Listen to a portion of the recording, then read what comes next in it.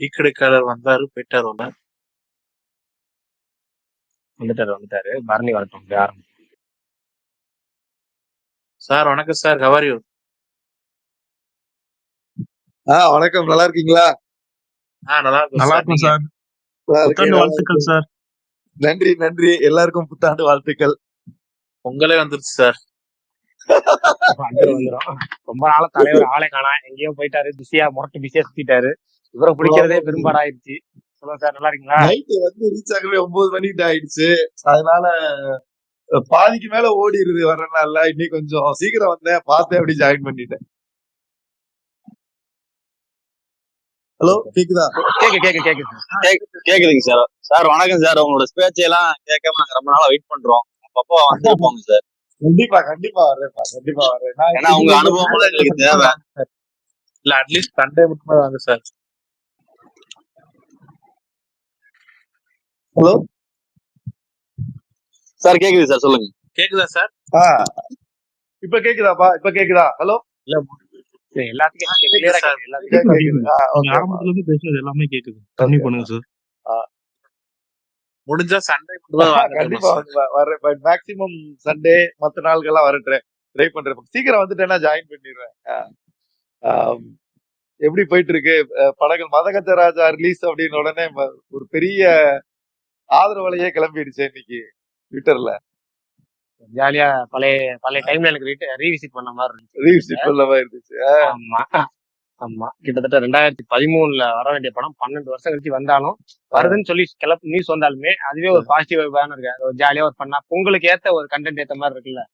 இது வரைக்கும் அனௌன்ஸ் பண்ண படங்கள் பூராமே எல்லாம் ஏ சென்டர் படமா இருக்கு. இல்லையா வந்து அந்த ஒரு பியூர் லவ் ட்ராக் அனௌன்ஸ் பண்றாங்க. ஜஸ்ட் ஒரு ஃபுல் அண்ட் ஃபுல் அது பொங்கல் வைப்புக்கு ஏத்த ஒரு ஜாலி படம் வந்து அனௌன்ஸ் பண்ணல. இந்த படம் அப்படி ஒரு வைப் படமா இருக்கு. ரிலீஸ் ஆயிட்டா ரொம்ப சந்தோஷம். நேற்று நைட் அதான் சொல்லியிருந்தோம், இந்த படம் வந்தா நல்லா இருக்கும்னு ஒரு செய்தி வந்துச்சு. அதனாலதான் அதை பத்தி பேசியிருந்தோம். காலைல அனௌன்ஸ் பண்ணிட்டு வந்துருச்சு. இன்னமும் ட்ரை பண்றாங்க. அதாவது ஒரு கிட்டத்தட்ட ஒரு 90% எல்லாமே ரூட் கிளியர் ஆயிடுச்சு. கடைசியா ஒரு 10% வாய்ப்பு தான் இருக்கு. ரிலீஸ் ஆயிட்டா ரொம்ப ரொம்ப சந்தோஷம். எப்படியே நம்ம இந்த இது மாதிரி பழைய படங்களை பாத்திரலாம். அதான் நிறைய காலையில மீன் போட்டுருந்தாங்க. இன்னும் மருதநாயகம் மட்டும்தான் அனௌன்ஸ் பண்ணல. விடாமுயற்சி போஸ்ட்போன் பண்ணதுக்கு அப்புறம் வந்து ஏன்னா அது எடுக்கல. போஸ்ட்போன் பண்ணதுக்கு அப்புறம் எல்லா பெண்டிங் படத்தையும் போட்டாங்க டேட்டை. இல்ல சுமோன்னு ஒரு படம் போட்டாங்க, ஆனா அது வராது. 10 படம் ஆல்ரெடி அனௌன்ஸ் பண்ணிருக்காங்கல்ல. அனௌன்ஸ் பண்ணி 2K லவ் ஸ்டோரி படம் வராது. அது பிப்ரவரி போஸ்ட்போன் ஆயிடுச்சு. சும்மா வராது. அப்புறம் விஜயகாந்த் பையன் படம் அந்த படைத்தலைவன் இருக்குல்ல, அதுவும் வர்றது சந்தேகமே. இந்த 10 படங்கள்ல வந்து கிட்டத்தட்ட வந்து ஒரு 3-4 வந்து போஸ்ட்போன் ஆயிரும். இந்த படம் இது வந்து நல்லா இருக்கும். கண்டிப்பா கண்டிப்பா ஹீரோவா நடிக்காம அந்த சந்தான காமெடி எல்லாம் பார்க்காம அந்த ஹீரோவா பண்றதை விட இன்னுமே இந்த அரண்மனை சீரீஸும் சரி, கலகலப்பும் சரி, கலகலப்பு 1 அரண்மனையும் சந்தானம் மட்டும் அது 2 படத்தையும் லான்ச் பண்ணாட்டி அது 2 சீரீஸுமே இருந்திருக்காதுன்னு கூட தோணும். ப்ரோ பிரகாஷ் ப்ரோ, இந்த அனௌன்ஸ்மெண்ட் மட்டுமே போதும் நினைக்கிற ப்ரொமோஷன். அது வந்த உடனே ஃபுல்லா அதான் வந்துருச்சு. எல்லா புகழ் எப்போ வரும்னு நான் சந்தானம் காமெடி காம்ப்ளெக்ஸா பாக்குறேன். இல்ல அதான் 10 படம் அனௌன்ஸ் பண்ணிருக்காங்க. கண்டிப்பா வந்து அதுல வந்து இப்ப நமக்கு வந்து இப்போதைக்கு கன்ஃபார்ம் வருது, 100% கன்ஃபார்ம் வருது. கேம் சேஞ்சர், காதலிக்க நேரம் இல்லை, மெட்ராஸ்காரன், இந்த 3 படமும் நேசிப்பாயா, இந்த 4 படமும் 100% கன்ஃபார்ம். அடுத்தது வந்து பாத்தீங்கன்னா படைத்தலைவன் டவுட். வணங்கான் என்ன ஒருத்தர் நான் இப்பயும் சொல்றேன், அது டவுட்ல தான் இருக்கு.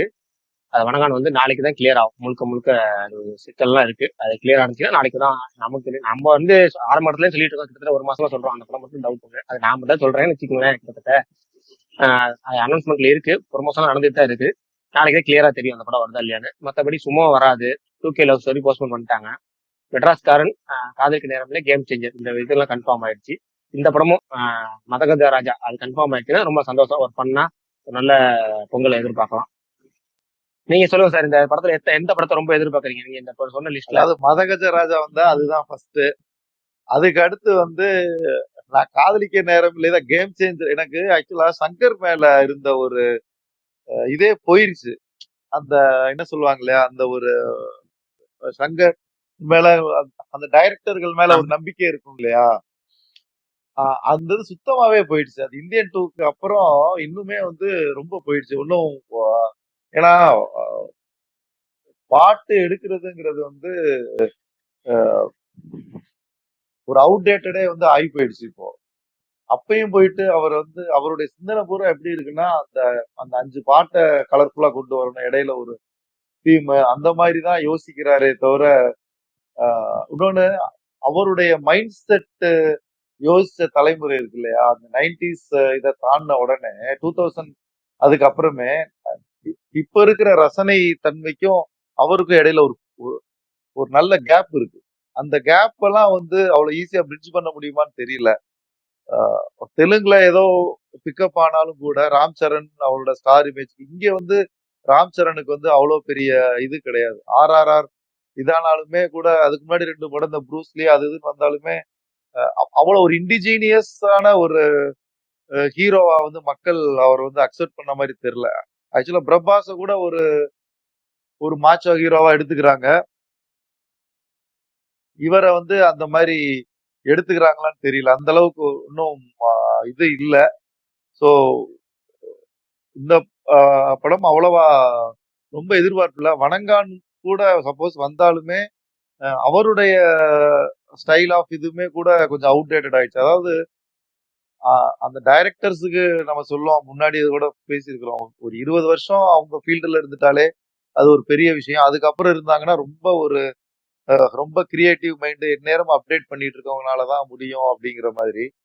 இது பாத்தீங்கன்னா இந்த இவர்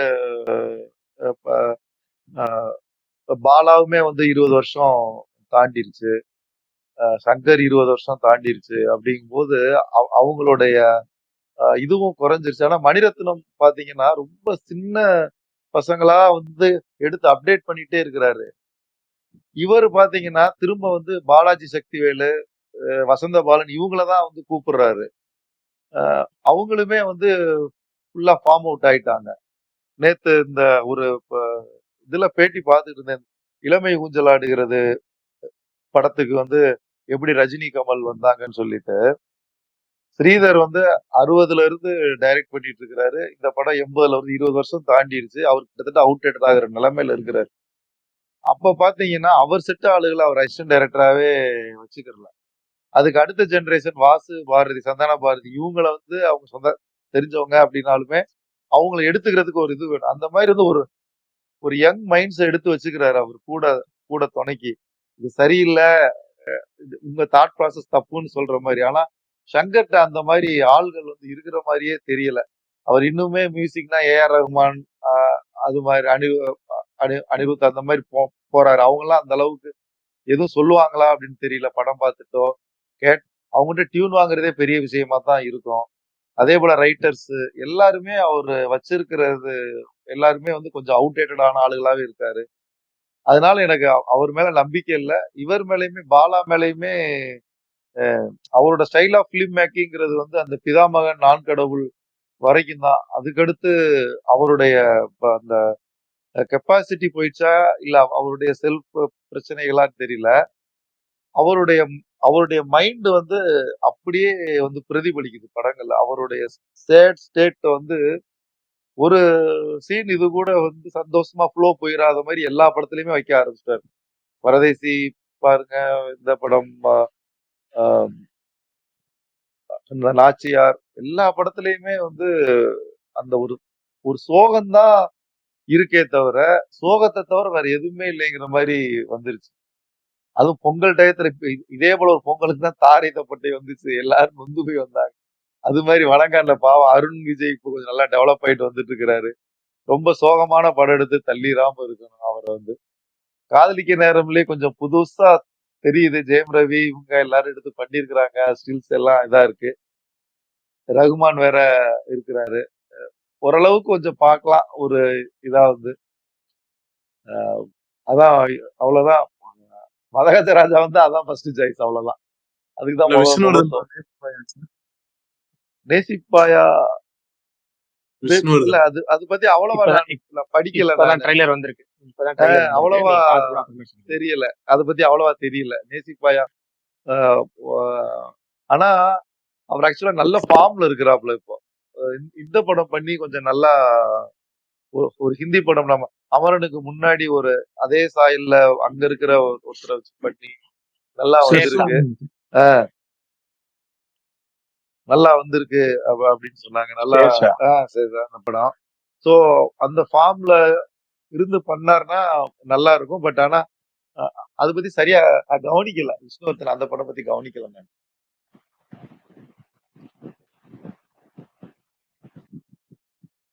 கிட்டத்தட்ட ஒரு பொங்கல் படம் மீதான எதிர்பார்ப்புகள் அப்படின்னு சொல்லி ஒரு டீட்டெயில் அனலைஸ் பண்ண மாதிரி ஆயிடுச்சு.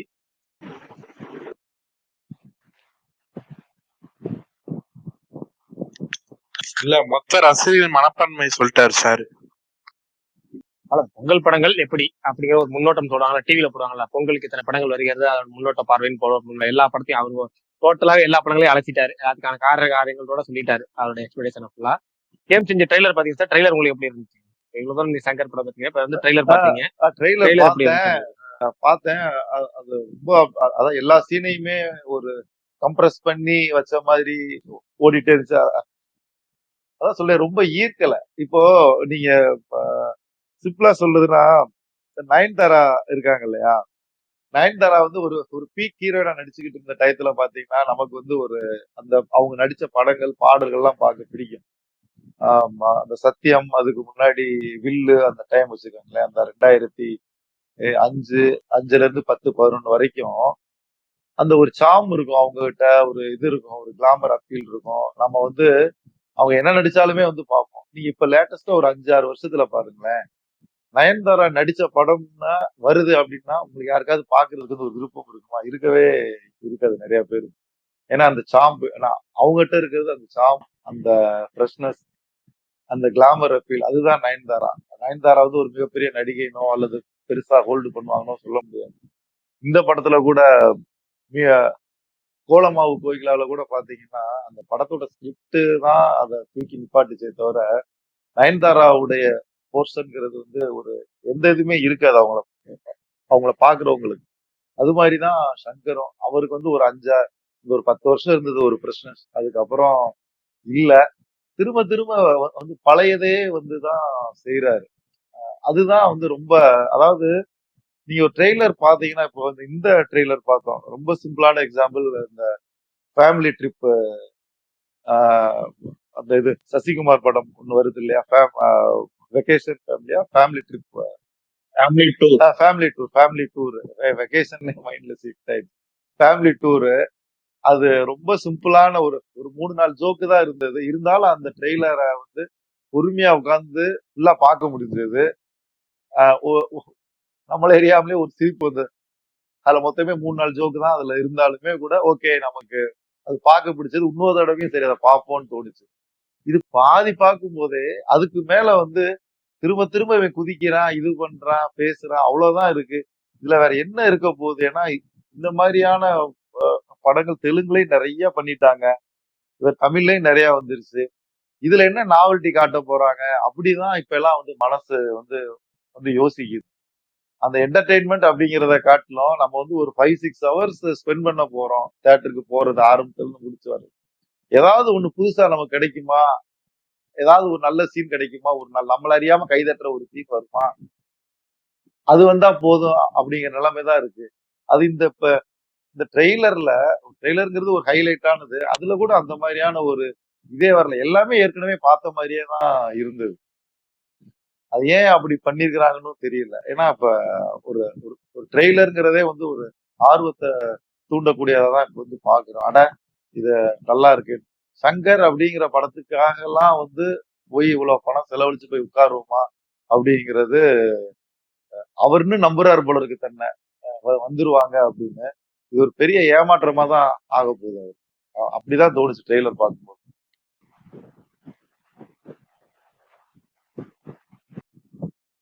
நேத்தான் ட்ரெய்லர் பார்த்து ரொம்ப நாள் இல்லாம சங்கர் மேல கொஞ்சம் ஓரளவுக்கு பழைய சங்கர் நம்பிக்கை வந்துச்சு. நீங்க சொன்னதுக்கு அப்புறம் கொஞ்சம் குறையுது. அதாவது இல்ல இத்தனை நாள் நம்பிக்கை இல்ல, இத்தனை நாள் வந்துட்டு சங்கர் படம் மேல நம்பிக்கை. நேத்து அந்த விஷுவல், பழைய பரவாயில்ல, சங்கர் வந்து பழையபடி விஷுவல் வந்து மிரட்டா. அதாவது நடுவுல கொஞ்சம் இந்தியன் டூல விஷுவல் கூட எனக்கு வந்து பெரிய இம்ப்ரெசிவா இல்ல, கிட்டத்தட்ட பயங்கரமா சொதப்பின மாதிரி இருந்துச்சு இந்தியா அதுலயே.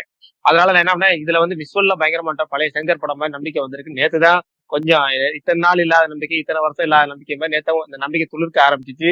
நீங்க சொல்லும் போது துடுதுணை தூக்கி மாதிரி ஆயிடுச்சு. அதுல இல்ல அதாவது விஷுவல் மட்டுமே படம் அப்படிங்கிற ஒவ்வொரு ஜெனரேஷன்லயுமே வந்து ஒவ்வொரு இது வந்துட்டு இருந்ததுப்பா. நீங்க பாத்தீங்கன்னா ஒரு டைம் எடுத்து சொல்லலாமா? ஒரு 5 மினிட்ஸ் ஆகும், சொல்லலாமா? அது சொல்லுங்க சொல்லுங்க சார், ஹலோ, கண்டிப்பா சொல்லுங்க. சொல்லுங்க சொல்லலாம். சொல்லுங்க, அதாவது கண்டிப்பா சொல்லுங்க. இப்போ அப்படியே ஜாக்கி சேகர் ப்ரோ கொஞ்சம் மேல வந்தா நல்லா இருக்கும். ஆமா, ஜாக்கி கூப்பிடுங்க. அதாவது இந்த விஷுவல்னு சொல்றோம்ல, இந்த விஷுவல்ங்கிறது நான் சொல்றது என்ன, ஒரு ஒரு சாதாரண சினிமா பார்க்க போற உன்னுடைய என் மனசுலன்னு வச்சு ஆங்கில பாத்தீங்கன்னா, நீங்க 70s வரைக்குமே படம்ங்கிறதுல வந்து நிறைய வந்து பாத்தீங்கன்னா அந்த ஃப்ரேமே வந்து மாறாது. நிறைய சீன்ல 2 பேர் இருப்பாங்க, பேசிட்டே இருப்பாங்க, கொஞ்சம் இன்னொருத்தர் வருவாங்க, அந்த ஃப்ரேம்ல இருந்து வெளியில போவாங்க. சில படங்கள்லாம் இருக்கு, இந்த இந்த KS கோபாலகிருஷ்ணன் டைப் படத்துல எல்லாம் கேமரா அப்படி பிக்ஸ்லயே வச்சிருப்பாங்க. அவங்க பாட்டுக்கு அதாவது நாடகத்தை வந்து ஷூட் பண்ணி போட்ட மாதிரி கூட நிறைய படங்கள்லாம் இருந்திருக்கு. சோ இந்த 80க்கு அப்புறம் வந்து இன்னும் கொஞ்சம் வந்து இது ஃபுல்லா கலர் படமா வர ஆரம்பிச்சிச்சு, டான்ஸ் ஆடினாங்க. ஆனா அதுலயுமே ஒரு அமெச்சூரிசம் இருந்தது. மணிரத்னம் கொஞ்சம் ஃப்ரேம் அந்த visual quality PC Sriram generation வந்ததுக்கு அப்புறம் கொஞ்சம் நமக்கு இப்படி எல்லாம் பண்ணலாமான்னு வந்து 90 வந்து சங்கர் அடுத்து ஒரு லெவல்ல எல்லாம் காட்டிட்டே இருந்தாரு.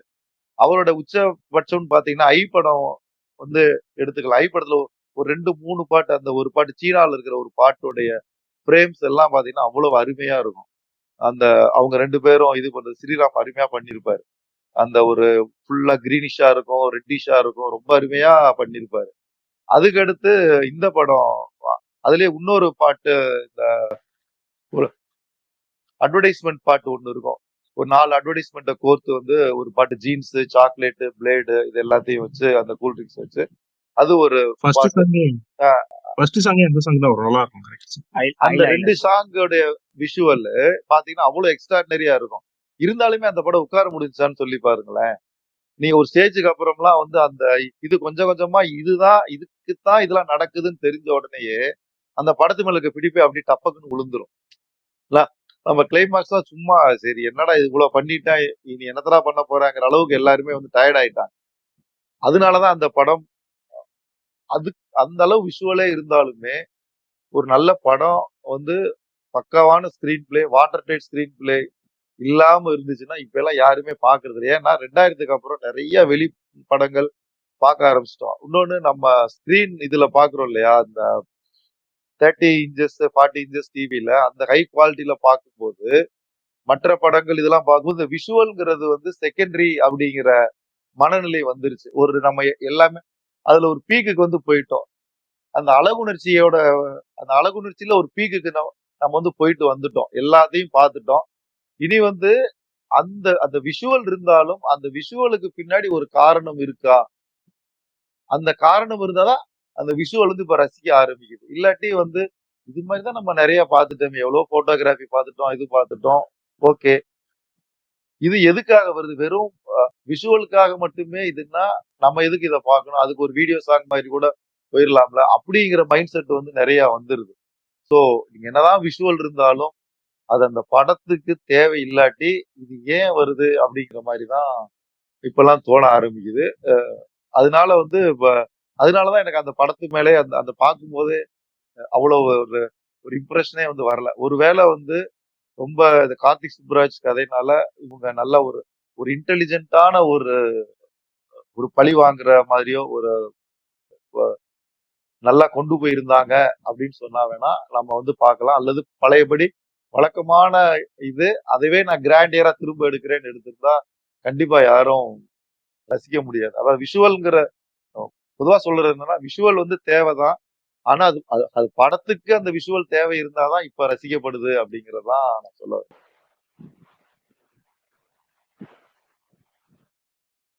அதே மாதிரி நேசிப்பாயா பொங்கல் ரிலீஸ் இதுல போடல ப்ரோ, ட்ரெய்லர்ல. நான் ட்ரெய்லரே பார்க்கல, அதனால தெரியல.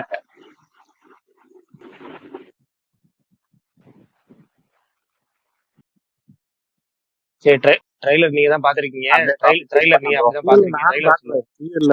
டிஎல்ல பார்த்துட்டு அப்படியா? ட்ரெய்லர் பார்த்த வேணா சொல்லுங்க, இப்ப எப்படி இருந்துச்சுன்னு சொல்லுங்க. ட்ரெய்லர் எப்படி இருந்துச்சுன்னு சொல்லுங்க. அப்படி பொங்கலுக்கு வந்து அப்பா மகள் போட்டி தான். ஆமா, சரி சார். டிக்கெட் சார் சொல்லுங்க. ரொம்ப நாளா ஸ்பேஸ் வரல. எது ஸ்பெஷல் நியூஸஸ் இருக்கா? ஸ்பெஷல் ஸ்பெஷல் நியூஸ் ரிகார்டிங் நம்ம சினிமால தானே. இல்ல இப்ப நானு இது பாத்துக்கிட்டு இருக்கேன் இப்போ நிறைய. ஆக்சுவலா லேட்டா வரனால இந்த ஓடிடில இப்ப நிறைய படம் தான். லாஸ்ட் டைம் கூட ஒருத்தர் சஜஸ்ட் பண்ணாரு, அமித்தோ சமிகோ அந்த நான் தான் நான் தான் படம் நல்லா இருக்கு. நம்ம பரணி சொன்னாரோ, இல்ல நான் சொன்னேன் அவருக்கு பிடிக்கலன்ட்டாரு. அவருக்கு எனக்கு பிடிக்கல, பிடிக்கலன்னு சொல்லிட்டேன். உங்களுக்கு ஆமா. பிடிக்கலன்னு சொல்லிட்டு அது பார்த்தேன் நான். அதுக்கப்புறம் நெட்ல இது வந்த பின்னாடி ஓகே, அதாவது அதான் அவங்க வந்து ஒரு ஒரு தத்துவம் சொல்ல சொல்ல முயற்சிச்சிருக்காங்க. பட் அது வந்து அது ரீச் ஆகாத மாதிரி எடுத்து வச்சுட்டாங்க படத்தை.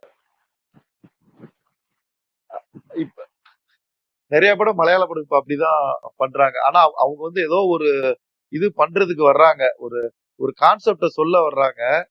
ஆனா பட்ஜெட் பிரச்சனையா இல்ல அந்த லேக் ஆஃப் ஐடியாஸான்னு தெரியல. அது முழுக்க கன்வெர்ட் ஆகாம நம்ம நம்ம படம் பார்த்து முடிக்கும் போது ஏன் இந்த படத்தை பார்த்தோம் அப்படின்னே வந்து நினைக்க வைக்குது. இப்ப நிறைய மலையாள படம் அப்படிதான் வரிசையா இப்ப பார்த்த படங்கள்லாம் அப்படிதான் நினைக்க வைக்குது. ஆஹ் அது பத்தி நீங்க இப்ப பார்த்தவங்க யாராவது சொல்லுங்களேன். எது இப்ப அதை ஃபீல் பண்றீங்களா? அதாவது எப்படின்னா அவங்க வந்து சிம்பிளா எடுக்கிறாங்க, கதை எடுக்கிறாங்கன்னு தெரியுது. பட் நீங்க படம் முடிச்சுட்டு அதை ஒரு சினாப்சிஸா பாத்தீங்கன்னு வைங்களேன், ரொம்ப ஒரு சிம்பிளா இதை ஏன் எடுத்தாங்க, இதையே நம்ம பார்த்தோம் அப்படிங்கிற ஒரு ஃபீல் வருது. ஒரு கொலைக்கான முடிச்சா இருந்தாலும் சரி, அதுவும் ரொம்ப பழைய இதாதான் இருக்குது. அல்லது ஏதாவது ஒரு தத்துவமா ஏதாவது சொல்ல நினைச்சாலும் அவங்க அப்படிதான் பண்றாங்க. இல்ல கிஷ்கிந்தா காண்டம் அப்படிதான் சார் இருந்துச்சு. எல்லாரும் தியேட்டர்ல பாராட்டினாங்க. ஆனா ஓடிடி வந்தப்பறம் இந்த படத்தை எதுக்குடா ஓட்டிங்க அப்படின்ற மாதிரி நிறைய பேர் ஓட்டிச்சு. கரெக்ட். இப்போ சார் சொல்லும் போது எனக்கு கிஷ்கிந்தா காண்டத்தை தான் சொல்லலாம்னு இருந்தா சொல்லிட்டீங்க. கரெக்ட். அதுல எல்லாமே ஒரு வெயிட் பண்ணி பார்த்துட்டு இருப்பான். கடைசி ஒரு ட்விஸ்ட் இது பண்ணும்போது இவ்வளவுதானா அப்படின்ட்டு சிம்பிளா புடிச்சிடும். ஆனா அதுல ஆக்ட் பண்ண அந்த ஒரு பெரியவர் ஆக்ட் பண்ணிருப்பாரு. அவர் உண்மையிலே சூப்பரா பண்ணிருந்தார். இதுவுமே அப்படிதான். இந்த குமாஸ்தான் அந்த படம் இப்ப த்ரில்லரா தேடி பார்த்தேன் அவங்கள எப்படி எந்த ட்ரெண்ட்ல பண்றாங்கன்னு. அவங்களும் அதாவது என்னன்னா அந்த ஒரு ஒரு ஹோல்சம்னஸ் வந்து இல்ல. அதாவது ஒரு ஒரு பண்றாங்க அப்படின்னா ரொம்ப சிம்பிளா இப்ப என்ன நினைச்சிட்டாங்கன்னா, படம் நம்ம எடுப்போம், பின்னாடி வந்து ஏதாவது ஒரு காரணத்தை சொல்லி அந்த இதை வந்து முடிச்சிருவோம் அப்படிங்கிற பேட்டர்ன்லயே தான் இப்ப எல்லா படமுமே வருது. அதனால நமக்கு வந்து ஒரு ஒரு மாதிரி சலிப்பாயிருது. என்னடா திரும்ப வந்து இப்போ எடுக்கிறாங்க, நம்ம இவன் கொலைகாரனா அவன் கொலைகாரனா, இதனால நடந்துச்சா அதனாலதான் நடந்துச்சான்னா, ஆல்ரெடி இருக்கிற சம்பவங்களை பத்தி யோசிச்சுட்டே இருந்தோம்னா அது வரைக்கும் சொல்லாத ஒரு ஆளை காமிச்சு இவர் தான் கொலை பண்ணான்னு சொல்லிட்டு படத்தை முடிக்கிறாங்க. இது வந்து என்ன மாதிரியான கான்செப்ட்னே புரியல. அதாவது பார்வையாளர்களை வந்து முட்டாளாக்குற கான்செப்டும் சரி, அவங்களே அவங்கள வந்து ஏமாத்திக்கிறாங்க. இப்போ திருஷ்யமோ இந்த மாதிரியான சில படங்கள் பாத்தீங்கன்னா அதுல எல்லாம் கூட ஒரு அளவுக்கு வந்து அந்த ஹிண்ட் எல்லாமே வைக்கிறாங்க. சில ஜீத்து ஜோசப் படங்கள் அதையுமே மிஸ் பண்றாரு. அவர் சில படங்கள் நல்லா பண்றாரு, சில படங்கள் பண்றது இல்ல. பட் நிறைய பேர் இப்ப என்ன பண்ணிட்டாங்கன்னா, ரைட்டு நமக்கு வந்து நமக்கு ஓடிடில ஒரு பிசினஸ் இருக்கு, நம்ம சிம்பிளா எடுத்துட்டோம்னா இத்தனை 10 லாங்குவேஜ்ல வந்து டப் பண்ணிட்டு 10லயுமே கொஞ்சம் ஓரளவுக்கு ஆவரேஜ் வியூவர்ஷிப் வந்தாலும் நம்ம தப்பிச்சுக்கலாம் அப்படிங்கிற மாதிரி எடுக்கிறாங்க. எடுக்கும்போது என்ன பண்றாங்கன்னா அந்த செகண்ட் ஹாஃப்ல வந்து இதனாலதான் அந்த இன்னொரு ஒரு படம், இந்த இவ நடிச்ச படம் இப்போ ஒண்ணு வந்து அஸ்வந்தீப்பும் காந்தேயமும் சரியா இப்ப பேரோட மனசுல நிக்கல. அந்த அன்வேஷிப்பின் கண்டனம். ரெண்டு கதை இருக்கும். ஃபர்ஸ்ட் ஹாஃப் ஒரு கதை முடிஞ்சு அடுத்து செகண்ட் ஹாஃப்ல வந்து திருப்ப இது பண்ண போவாங்க. அதுலயும் பாத்தீங்கன்னா எதுனா எல்லா வகையிலுமே கொலை விசாரிச்சேன்னு சொல்லிட்டு கடைசியில வந்து சம்மந்தமில்லாத ஒருத்தர்ல இந்த கொலை செஞ்சவர் இவர் தான் சொல்லுவாங்க. அதுக்கு எந்த விதமான ஒரு தடயமோ எதுவுமே இவர் செஞ்சிருப்பாரு அப்படிங்கிறதுக்கான ஒரு சின்ன சந்தேகம் கூட அந்த ஸ்கிரிப்ட்லயே இருக்காது. அந்த ஸ்கிரிப்ட்ல எல்லாரையும் பத்தி சந்தேகப்பட்டுக்கிட்டே இருப்பாங்க. கடைசியில வந்து எல்லாரும் உட்கார வச்சு இவர் தான் கொண்டாரு, காரணம் இது அப்படின்னு சொன்னா அது வந்து அது என்ன ஸ்கிரீன் பிளே, என்ன நினைச்சு எழுதுறாங்க அப்படின்னே தெரியல. இததான் இப்போ ஒரு கொஞ்ச நாளா தொடர்ச்சி அவங்க படமா பாத்துக்கிட்டு இருந்தேன். அதுல தெரிய வர்றது இதுதான். அங்கேயுமே ரொம்ப லேக் ஆஃப் இது இருக்கு. அப்புறம் இது கூட சொன்னாங்க 299 படமோ எவ்வளவோ ரிலீஸ் ஆச்சு, இப்ப 18 படம் தான் ஹிட் ஆச்சு, மத்த எல்லாமே வந்து அங்க ஃபெயிலியர் தான் ஆயிருக்கு அப்படின்னு சொல்லிட்டு. அதுக்கு ரீசன் இதுதான். அங்கேயுமே வந்து டெப்த் இல்ல. ஆனா நம்ம வந்து நமக்கு வந்து ஒரு 10-15 படம் வந்து வந்துருது அவங்ககிட்ட இருந்து. அதை நம்ம பார்த்துட்டு ஓகே இண்டஸ்ட்ரியே ஃபுல்லா நல்லா தான் இருக்குன்னு நினைக்கிறோம். ஆனா பின்னாடி போய் பார்த்தா அவங்க நம்மளோட மோசமா ஏகப்பட்ட படம் எடுத்து வச்சிருக்காங்க.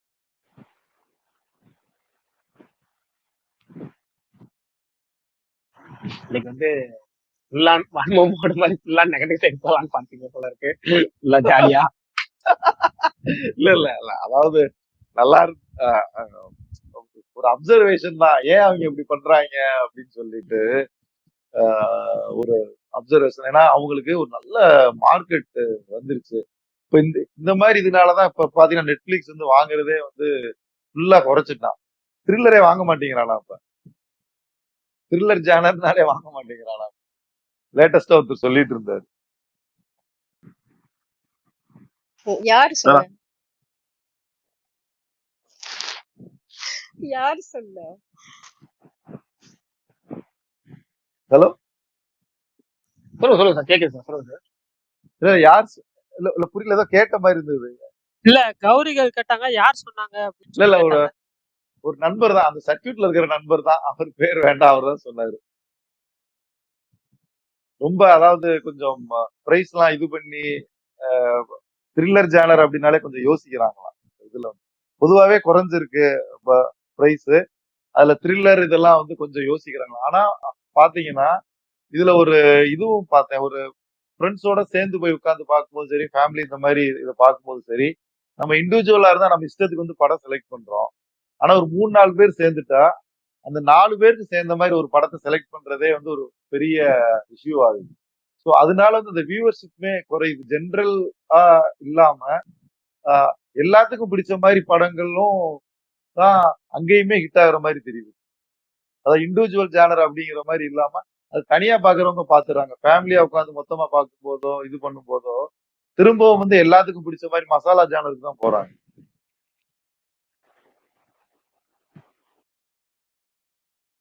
சார் தமிழ்ல லாஸ்டா என்ன படம் பாத்தீங்க, அத பத்தி கொஞ்சம் ஷேர் பண்ணுங்க. தமிழ்லையா? ஹலோ, ஆமா தமிழ்ல கடைசி எந்த படம் பார்த்தேன்?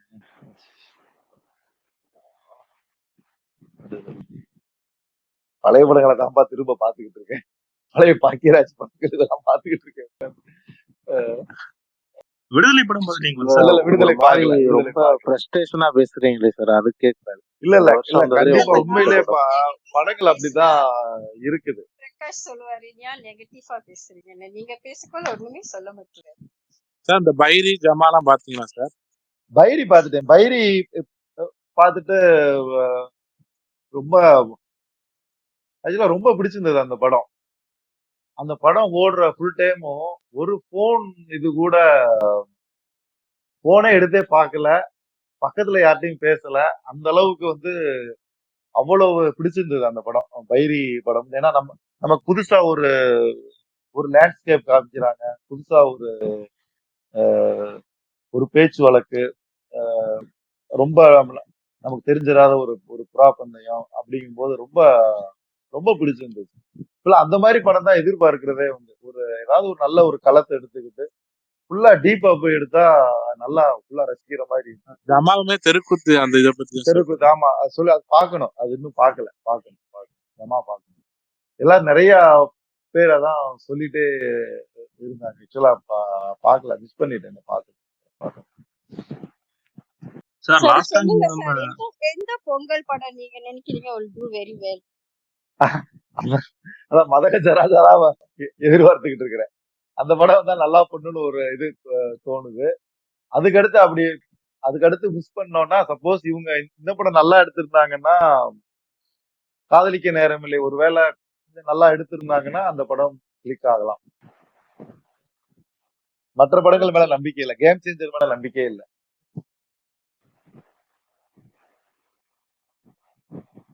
சார் லாஸ்டா நீங்க நம்ம ஸ்பேஸுக்கு வந்தப்ப அந்த ஒரு அரசியல் கட்சி தொடங்கும் போது அந்த கட்டமைப்புலாம் எப்படி இருக்கணும், மாவட்ட வாரியா கிளை செயலாளர் எல்லாமே கிளீனா ஆக்கினீங்க.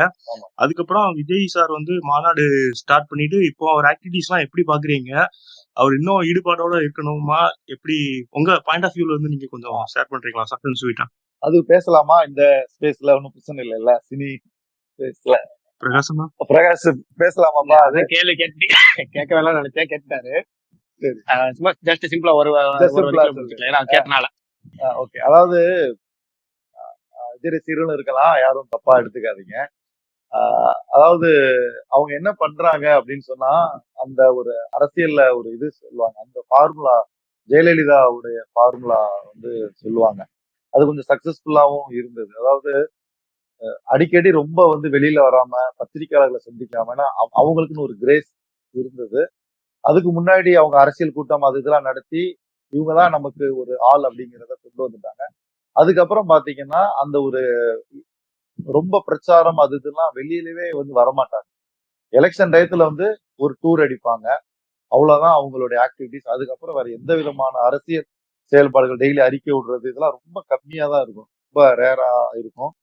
அது மாதிரியா வந்து இவரை வந்து கொஞ்சம் மோல்டு பண்ண பாக்குறாங்களா அப்படின்னு ஒரு இது. என்னன்னா ஃபுல்லா வெளியில இப்ப இருந்தே எல்லா நாளும் வெளியிலே வந்துட்டா அந்த டயத்துல வந்து பார்க்கும்போது இவர் தானே அப்படின்னு நினைச்சிடக்கூடாது. அந்த ஒரு எலெக்ஷன் டயத்துல அவர் பிரச்சாரத்துக்கு வரும்போது ஊருக்கு வந்து எந்த ஊர்ல போய் நின்னாலும் அந்த ஊர்ல இருக்கவங்க பூரா விஜய பார்க்க வரணும் அப்படின்னு மொத்தமா வந்து நின்னா அதுதான் நமக்கு ஒரு வெயிட்டா இருக்கும் அப்படிங்கிற மாதிரியான ஒரு ஆங்கிள் வந்து அவர் அவ்வளவா வெளியில வராம இது பண்ற மாதிரியே இது பண்றாங்க.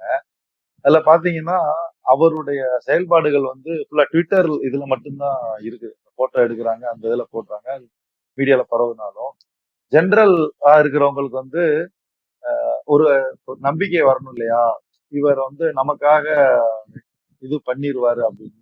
அது வரணும்னா இதுல மட்டும் ரொம்ப இறங்கி இது பண்ணித்தான் ஆகணும். ரொம்ப இறங்கி இவர் தானா அப்படிங்கிற இது போயிடக்கூடாதுன்னு பாக்குறாங்க. அதே சமயம் வராம இருந்துட்டாலுமே வந்து அந்த ஒரு இதுவுமே வந்துடும். இவர் சும்மா ஒரு பொழுதுபோக்கா வந்திருக்கிறாரோ அப்படிங்கிற மாதிரியான ஒரு மைண்ட் செட் வந்து வந்துடும். இப்ப லேட்டஸ்டா ஒரு இது பண்ணி பார்த்தோம், ஒரு 10 எலெக்ஷன் ரிசல்ட் எல்லாம் அனலைஸ் பண்ணி பார்த்தப்ப நம்ம ஸ்டேட்டுக்கும் அதர் ஸ்டேட்டுக்கும் உள்ள என்ன ஒரு முக்கியமான பிரச்சனை இருக்குன்னா, இப்ப டெல்லியில எல்லாம் அரவிந்த் கெஜ்ரிவால் வந்து தொடங்கினோடனே ஆட்சியை பிடிச்சாரு. ஒரிசால வந்து ஒரு இதுவே வந்து 2-3 டேம் இருந்தது வந்து திரும்ப அவங்க பிஜேபி வர்றாங்க. இது எல்லாத்தையும் வச்சு பார்த்தோம்னா என்னன்னா அரசியல் படுத்தப்பட்ட வாக்காளர்கள் அப்படிங்கிற ஒரு கான்செப்ட் தமிழ்நாட்டுலதான் வந்து ஒரு 60% பேருக்கு மேல ஒரு கட்சியோட உறுப்பினர்களா வந்து இருக்கிறாங்க. இது வந்து எந்த ஸ்டேட்லயுமே வந்து இந்த அளவுக்கு வந்து இல்ல.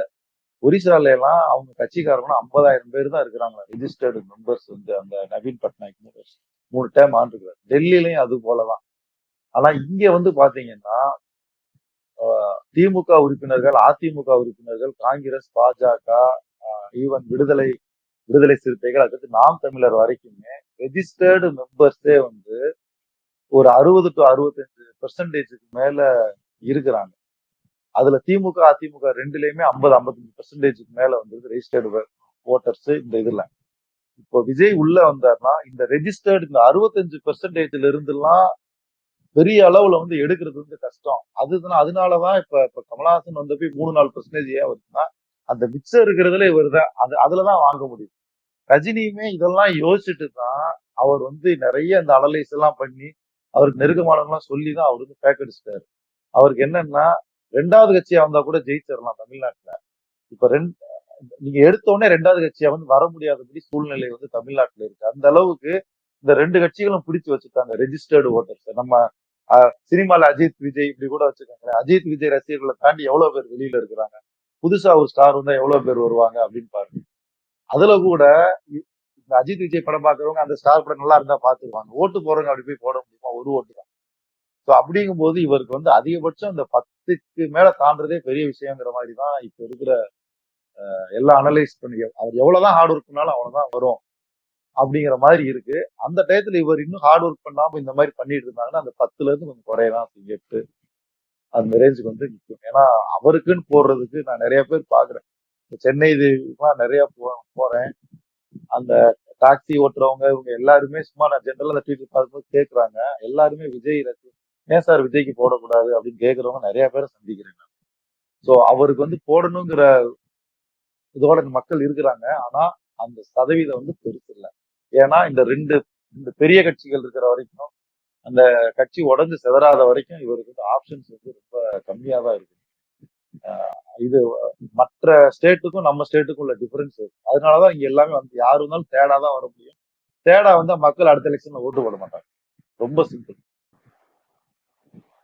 ஓகே சார், கிளீனா எக்ஸ்பிளைன் பண்ணேன். தேங்க்யூ. ஹலோ கேக்குதா? கேக்குது. கேக்குது தானே? அப்படியே அப்டேட் சொல்றீங்களா? அப்டேட் சொல்லிடுறேன். ஒரு நிமிஷம். சொல்லுங்க. அப்டேட் நீங்க சொல்லியா? நான் சொல்லியிருப்பீங்கன்னு நினைச்சேன் ஆக்சுவலா. இல்ல சொல்லலாம். நீங்க வந்ததுக்கப்புறம் சொல்லலாம்னு பார்த்தேன். நேத்து சொன்னீங்களா, அதனால சொல்லி நிப்பாட்டிச்சிருந்தேன். சரி ஓகே. சூப்பரா சொன்னாரு. 2 டாபிக் சூப்பரா சொன்னாரு. கிட்டத்தட்ட எப்படின்னா பொங்கல் படங்களை வந்து ஒரு அனலைஸ் பண்ணாரு. ஷார்ட்டா பண்ணாரு. செம்மையா இருக்கீங்க வரதுக்கு முன்னாடி. நாளைக்கு வந்து தம்ப்நெயிலே தான், பொங்கல் படங்கள் ஒரு முன்னோட்டம். அவர் சூப்பரா சொல்லியிருந்தாரு. முழுக்க அவருடைய ஒரு படம் டிவியில பாக்குற மாதிரி ஒரு முன்னோட்டம் சொல்லியிருந்தாரு. அதுக்கப்புறம் வந்து இந்த பழைய டைப்ல இருந்து போயிட்டு இருந்தாரு. எல்லா படங்களும் மலையாள போயிட்டு இருந்தாரு. இப்ப கடைசியா விஜய் ஒரு பாலிடிக்ஸ் வந்து வந்தாரு.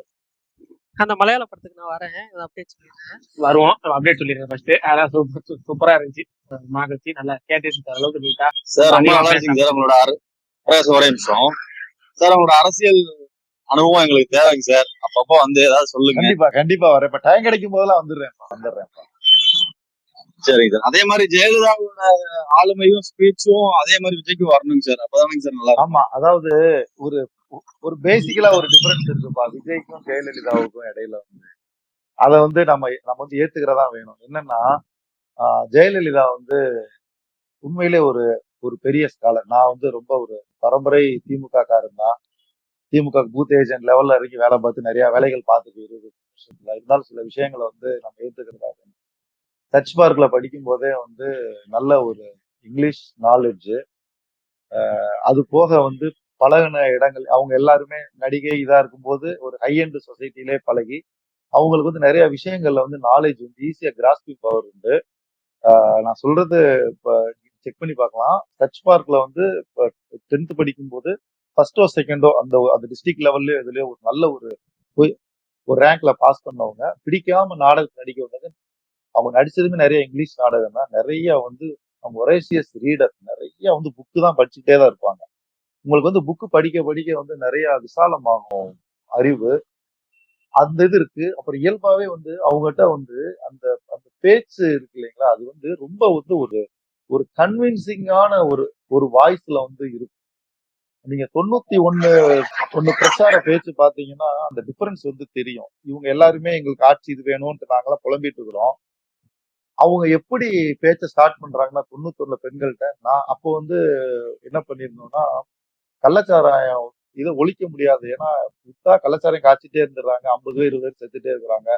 அதனால மலிவு விலை மதுன்னு ஒரு இதை வந்து கொண்டு வந்தாங்க. ஏன்னா இது ஒயின் ஷாப்ல ரேட் கூட, அப்ப டாஸ்மாக் கிடையாது, ஒயின் ஷாப்ல ரேட்டு கூட இருக்கு, ரொம்ப கம்மியான விலைக்கு கொடுத்தா செத்துடுறாங்கன்ட்டு கவர்மெண்ட் இதுல வந்து மலிவு விலை மதுல ஒரு 15 ரூபாய்க்கு ஒரு குவார்டர் அது மாதிரி போட்டிருந்தாங்க. அதை வந்து கிரிட்டிசைஸ் பண்ணி அந்த அம்மா பேசுது, இந்த மாதிரி வந்து உங்க தாலி போகுது, அதை நிறுத்தி நிதானமா அந்த ஸ்டேஜ் பியர் இதெல்லாம், அதாவது ரொம்ப அவங்க பேச்ச கேட்டோம்னா நமக்கே வந்து ஓட்டு போடணும் அப்படிங்கிற ஒரு மனநிலை வந்து வந்துடும். அந்த அளவுக்கு ஒரு நிறுத்தி நிதானமா என்ன தப்பு நடக்குது அப்படிங்கிறத வந்து பேசுறது வந்து அவங்ககிட்ட வந்து உண்டு. இன்னொன்னு வந்து அவங்களுக்கு இருந்த ஆலோசகர்கள் இருக்காங்க இல்லையா, அவங்க எல்லாருமே வந்து ரொம்ப கரை கண்டவங்க. இவங்க எல்லாம் பாத்தீங்கன்னா நிறைய கரை கண்டவங்க இந்த சென்ஸ், நிறைய அனுபவம், ஒரு 20 வருஷம் 25 வருஷம் அனுபவம். இன்னொன்னு வந்து அவங்களுக்கு என்ன அப்படின்னா, நம்ம இவங்க ஜெயிச்சா நமக்கு நல்லது, நம்ம கூட துணை இருக்கும், நமக்கு எதுவும் தேவையில்லை அப்படிங்கிற மனநிலை கொண்ட ஆலோசகர்கள் அந்த அம்மாவுக்கு நிறைய பேர் இருந்தாங்க. அந்த டிஃபரன்ஸ் பாருங்களேன். அதாவது அன்கண்டிஷனலா தங்களோட நாலேஜை ஷேர் பண்ணி அவங்க ஜெயிச்சா போதும், எதிரில் இவங்க வரக்கூடாது அப்படின்னு நினைச்ச நிறைய அறிவாளிகள் அவங்களுக்கு சப்போர்ட்டா இருந்தாங்க. ரிட்டையர்டு போலீஸ் அதிகாரிகளா இருக்கட்டும், ஐஏஎஸ் ஆபிசர்களா இருக்கட்டும், அரசியல் மேல சுப்பிரமணிய சுவாமி முதல்வங்க சப்போர்ட்டா தான் இருந்தாங்க. அது மாதிரி அவங்களுக்கு நிறைய பேர் அன்கண்டிஷனல் சப்போர்ட் கொடுக்குறவங்க இருந்தாங்க. பட் இங்க இந்த சைடு பாத்தீங்கன்னா இவரை வச்சு நம்ம கொஞ்சம் சம்பாதிப்போம், இது பண்ணுவோம் அப்படிங்கிற கொஞ்சம் பேர் இருக்கிறதா சொல்றாங்க, தெரியவும் செய்யுது. ஸோ அந்த டிஃபரன்ஸ் வந்து இருக்கு.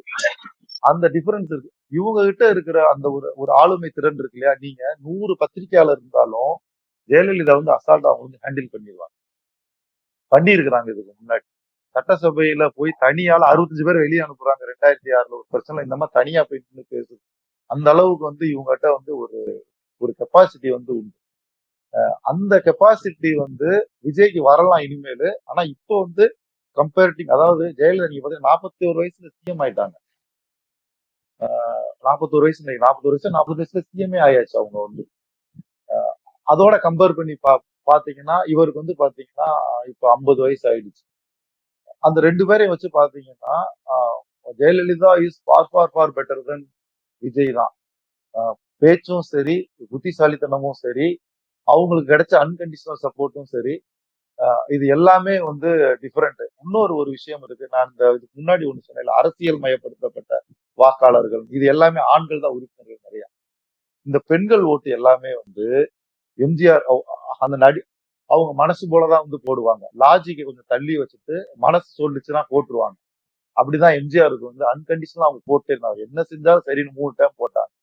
ஜெயலலிதாக்கும் அப்படிதான். அந்த அம்மா அவ்வளவு இது பண்ணி 96 வளர்ப்பு மகன் பிரச்சனை வந்தப்பதான் ஏன் இப்படி மினிக்கிட்டு தெரியுதுன்னு சொல்லிட்டு கோவப்பட்டு கொஞ்சம் மாத்தி போட்டாங்க தவிர அதுக்கடுத்து திரும்ப அந்த அம்மாக்கு தான் போட்டாங்க. அந்த மாதிரி வந்து போடுறதுக்கு அவங்களோட ஜெண்டர் வந்து ஒரு பெரிய ரீசனா இருந்தது. இப்ப வந்து பாத்தீங்கன்னா இந்த 4 வருஷத்துல 2016க்கு அப்புறம் எடப்பாடி இதுல வந்து அந்த பெண்களுக்கு வந்து அவங்க மேல வந்து அப்படிப்பட்ட ஒரு ஈர்ப்பு வந்து கிடையாது. எம்ஜிஆர் மேல இருந்த ஈர்ப்போ, ஜெயலலிதா மேல இருந்த ஈர்ப்போ எடப்பாடி மேல வந்து கிடையாது. அங்க அதுக்கு அடுத்த லெவல்ல அந்த மாதிரி பேசக்கூடிய லீடர்ஸுமே இல்ல. வேலுமணி எல்லாம் அரசியல்ல பெரிய இதா இருந்தாலும் ஒரு ஸ்டேஜ்ல வச்சு 4 பேரை பேசி கன்வின்ஸ் பண்ணுவாருன்னா கிடையாது. அவர் கொங்கு ஸ்லாங்ல பேசுவார். யாரும் மத்த டிஸ்ட்ரிக்ட்காரங்களுக்கு பிடிக்காது. அவங்க யுனானிமஸா ஸ்டேட் ஃபுல்லா பேசுறதுக்கே ஒரு லீடர் இல்ல. அவங்க கட்சி கட்டமைப்பு மட்டும் அந்த 20% ஓட்டை நம்பிதான் இன்னுமே இருக்கிறாங்களே தவிர பேசி ஜெயிக்கிற லீடர் இல்ல. இருங்க இப்ப விஜய்க்கு இந்த இந்த லேடிஸ் எல்லாம் ஓட் பண்ணுவாங்க. அதுதான் சொல்ல வர்றேன். Let me complete. நடுவில் இப்ப இந்த டாபிக் முடிச்ச உடனே நிப்பாட்டிடலாம் பார்த்தா அடுத்த கேள்வி வந்துருச்சு. Let me complete. அரசியல் டாபிக் அப்படியே இல்ல நிப்பாட்டி இல்ல இல்ல பிரயாஸ், எல்லாரும் தெரிஞ்சுக்க வேண்டியதா ஒரு அரசியல் பண்ணணும்னா எவ்வளவு ஆளுமை வேணும், எத்தனை பேர்த்த எத்தனை ஐஏஎஸ் சரி கண்ட்ரோல் சரி பண்ணணும், அவரோட எத்தனை பாயிண்ட் விஷயம் இருக்கு. அதெல்லாம் ஒவ்வொன்றா படிப்படியா தெரிஞ்சுக்கிறது நல்லது தானே. இல்ல நான் என்ன நினைச்சேன், நான் சினி டாபிக் போட்டு சினிமா அப்டேட்ல போட்டு ஜஸ்ட் இப்ப ஒரு அப்படியே இப்ப கரெக்டா இப்ப சொல்லிட்டு ஓடிடலாம்னு பார்த்தேன். இப்ப என்ன சரி சொல்லுங்க ரைட். சொல்லுங்க அவரை சொல்லுங்க அவர் இவ்வளவு சொல்லிட்டாரு. சார் இப்ப அவரோட இது சார் சார் இன்னொரு சரி ரிக்வஸ்ட் சொல்லுங்க சார், சொல்லுங்க. நீங்க வீக்லி ஒன்ஸ் ஒரு அரசியல் ஸ்பேஸ் போடுங்க சார், நல்லா இருக்கும் சார் ரொம்ப. கண்டிப்பா போடுவோம். இந்த 2016க்கு இப்ப நம்ம அப்புறம் இவ்வளவு நேரம் வந்து கேட்டுட்டு இருக்கோம்னா அது விஜய்க்காக தானே. இப்ப விஜய்க்கு இந்த ஆமா லேடிஸ் எல்லாம் ஓட் பண்ணுவாங்களான்னு கேக்குறேன். இந்த சொல்றேன் வர்றேன் அதான் வர்றேன். பத்தி பேசினா யாரு கேட்க போறா? விஜய் பத்தி இல்ல தான் ஸ்டீலிங் இல்ல சினிமா. அதாவது அந்த ஃப்ளோ அந்த இதோட சொன்னாதான் அந்த ஏன்னா திடீர்னு சொன்னா அது அதுக்குரிய லாஜிக்கோ இல்ல அதுக்குரிய சார் பேக்ரவுண்ட் இல்லாம சொன்னா கரெக்டா இதா இருக்காது. திடீர்னு சொல்லுங்க, சீக்கிரம் சொல்லுங்க. இருக்கா இல்லையா தமிழ்நாட்டு பெண்களின் ஓட்டு விஜய்க்கு இருக்கா இல்லையா? பொறுமையா கேட்டாதாங்க புரியும். இப்படி அவசரப்பட்டு கேட்டா புரியாது. அவர் என்ன சாராம்சம் மேடம் சொல்ல வராரு நம்ம உள்வாங்கி கேட்டாதான் புரியும். அவங்களாம் இது ஓடி போயிடுவாங்க கீழே. எல்லாரும் பாலிடிக்ஸ் பத்தி பேச வேணாம்னு சொல்றாங்க. விஜய்க்கு லேடிஸோட ஓட்டு இருக்கா இல்லையா? அதாவது லேடிஸோட ஓட்டு அவருக்கு கொஞ்சம் இருக்குது. ஆனா இவங்க பண்ற ஸ்கீம் இந்த இதனால வந்து அது இவங்க கொஞ்சம் பேரை வந்து இப்ப இம்ப்ரெஸ் பண்ணிருக்கிறாங்க. திமுகவுக்கு இதுக்கு முன்னாடி கிடைக்காத பெண்கள் ஓட்டு இப்ப கொஞ்சம் கிடைக்க ஆரம்பிச்சிருக்கு. விஜய்க்கு வந்து ஒரு ஒரு குறிப்பிட்ட அளவு பெண்கள் ஓட்டு வந்து கிடைக்கும். அதை வச்சுதான் நான் சொல்றது அவர்னால அதிகபட்சம் 10% வரைக்கும் தனியா நின்னா வாக்கு வாங்க முடியும் அப்படின்னு.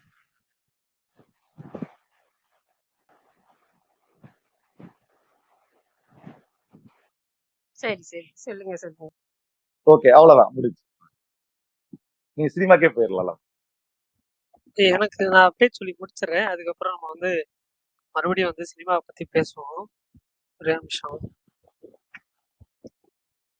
இப்போ வந்து பாத்தீங்கன்னா நேசிப்பாயா அந்த படத்தோட ஆடியோ லான்ச், அதுக்கப்புறம் trailer launch, audio trailer launch ஒரு ஈவெண்ட் இப்போ நடந்துட்டு இருக்கு. அதே மாதிரி 2K லவ் ஸ்டோரி பொங்கலுக்கு வரதா இருந்துச்சு, பட் வரல. விஷால் நடிச்ச மதகத ராஜா அந்த படம் ரொம்ப நாள் பெண்டிங்ல இருந்து நாங்க பொங்கலுக்கு வரோம் அப்படின்னு சொல்லி இன்னைக்கு அஃபிஷியலா அனௌன்ஸ் பண்ணியிருக்காங்க. ஷேன் நிகம் நடிக்கிற மெட்ராஸ்காரன் அந்த படம் யூஏ சென்சார் ஆயிருக்கு. ஜான் 10 படம் தியேட்டர்ல ரிலீஸ் ஆகுது. அதே மாதிரி காதலிக்க நேரம் இல்லை படத்துல இருந்து 3rd சிங்கிள் இட்ஸ் பிரேக்கப் டா அந்த சாங் வந்து நாளைக்கு வந்து ரிலீஸ் பண்றாங்க 6 PM. ரஹ்மான் மியூசிக்ல வருது. ஸோ அந்த பாட்டுக்குமே வெயிட்டிங். அதே மாதிரி தெலுங்கு ஃபிலிம் தில்ருபா அந்த படத்தோட டீசர் ரிலீஸ் பண்ணியிருந்தாங்க. டீசர் நல்லா இருந்துச்சு. சாம் சிஎஸோட மியூசிக்கும் அந்த ட்ரெய்லர்ல வர சாங்குமே எனக்கு ரொம்ப பிடிச்சிருந்துச்சு. அதே மாதிரி இது அகத்தியா அந்த படத்தோட டீசருமே வந்து ரிலீஸ் பண்ணியிருந்தாங்க. பா விஜய் ரொம்ப நாள் கழிச்சு வராரு. அதுக்கப்புறம் ஜீவா அருண் இவங்கெல்லாம் நடிக்கிறாங்க படத்துல. டீசர் ஒரு மாதிரி ஃபேண்டசி த்ரில்லர் மாதிரி தான் இருந்துச்சு. நல்லா இருந்துச்சு, பார்ப்போம், படம் வரப்போ தெரியும். மம்முட்டியோட பசூக்கா அந்த படம் வந்து February 14 ரிலீஸ் ஆகுதுன்னு சொல்லி அஃபிஷியலாக இன்னைக்கு வந்து ரிலீஸ் டேட் போஸ்டர் வந்து விட்டுருந்தாங்க. அவரோட படமே வந்து பார்த்தீங்கன்னா டாமினிக் அந்த லேடிஸ் பர்சன் சொல்லி Jan 23 ரிலீஸ் ஆகுது. 3 வீக்ஸ் கேப்பில் இந்த படமும் வருது. ஸோ எப்படின்னு பார்ப்போம். அவ்வளோதான் இன்னைக்கான அப்டேட்ஸு. வேற ஏதாவது அப்டேட்ஸ் விட்டு போயிருந்துச்சுன்னா சொல்லுங்க. என்ன வேற அப்படி விடாமுயற்சி எப்ப ரிலீஸ் ஆகும்? விடாமுயற்சி அது ரிலீஸ் ஆகுறப்ப ஆகட்டும், விட்டுருங்க. ஏங்க சரி, மனவலி நீங்க படுத்துறீங்க? பிரகாஷ் தான் சொல்லணும். ஒரு இல்ல இல்ல சுத்தமா இல்ல இல்ல சொல்லுங்க. இல்ல நான் இப்ப வந்து நேத்தே வந்து இதை வந்து ரொம்ப அலசி ஆராய்ஞ்சு டிஸ்கஸ் பண்ணியாச்சு. அவங்களா சொல்றப்போ ரிலீஸ் ஆகட்டும், அது அவங்க நேத்து சொல்லலன்னா இன்னைக்கு விட்டுருவோம். இன்னைக்கு ஏதாச்சும் அப்படி இன்னைக்கு ஒண்ணும் இல்லைங்க, சீரியஸா ஒண்ணுமே இல்ல.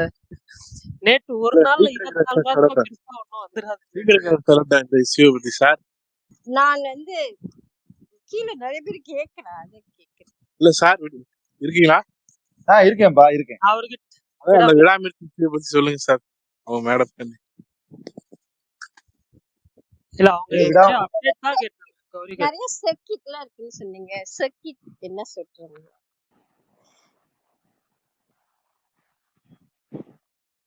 நீங்க பேசுனது எனக்கே புரியல. இல்ல அவரு சொன்னார்ல, அவரு சர்க்கிட் எல்லாம் பேசுறாரு, நெட்ஃபிளிக்ஸ் என்னமோ சொன்னாங்க. சோ அந்த சர்க்கிட் என்ன சொல்றாங்க விடாமுயற்சி? ஓகே, பிரகாஷ் ஒண்ணுமே சொல்ல மாட்டாரு, ஏதாச்சும் சொல்லுங்க. ஏதாச்சும் ஒரு இல்ல, இல்ல. சும்மா ரொம்ப சிம்பிளுங்க. நான் தான் நேரத்தே சொல்லிட்டேங்க. நான் வந்து அதை பத்தி நம்ம வந்து அவங்க அபிஷியல் அனௌன்ஸ்மெண்ட் கொடுத்த வரைக்கும் இந்த படத்தை பத்தி இனிமேல் பேச வேணாம். அவ்வளவுதான், ரொம்ப சிம்பிள். நான் ஏற்கனவே சொல்லிட்டேன். நமக்கு அவங்களும் அபிஷியல் அனௌன்ஸ்மெண்ட் கொடுத்தா நம்ம பேசுவோம். இல்லைன்னா அதை பத்தி நம்ம இனிமேல் பேச என்ன ஆகும்? ரசிகர்களே போயிட்டாங்க, அடுத்த படத்துக்கு மூவாவே போயிட்டாங்க. குட் பை கிளிக்கிற படத்துக்கு போயிட்டாங்க. ஒருத்தர் 2 பேர் கேட்கதான் செய்வாங்க.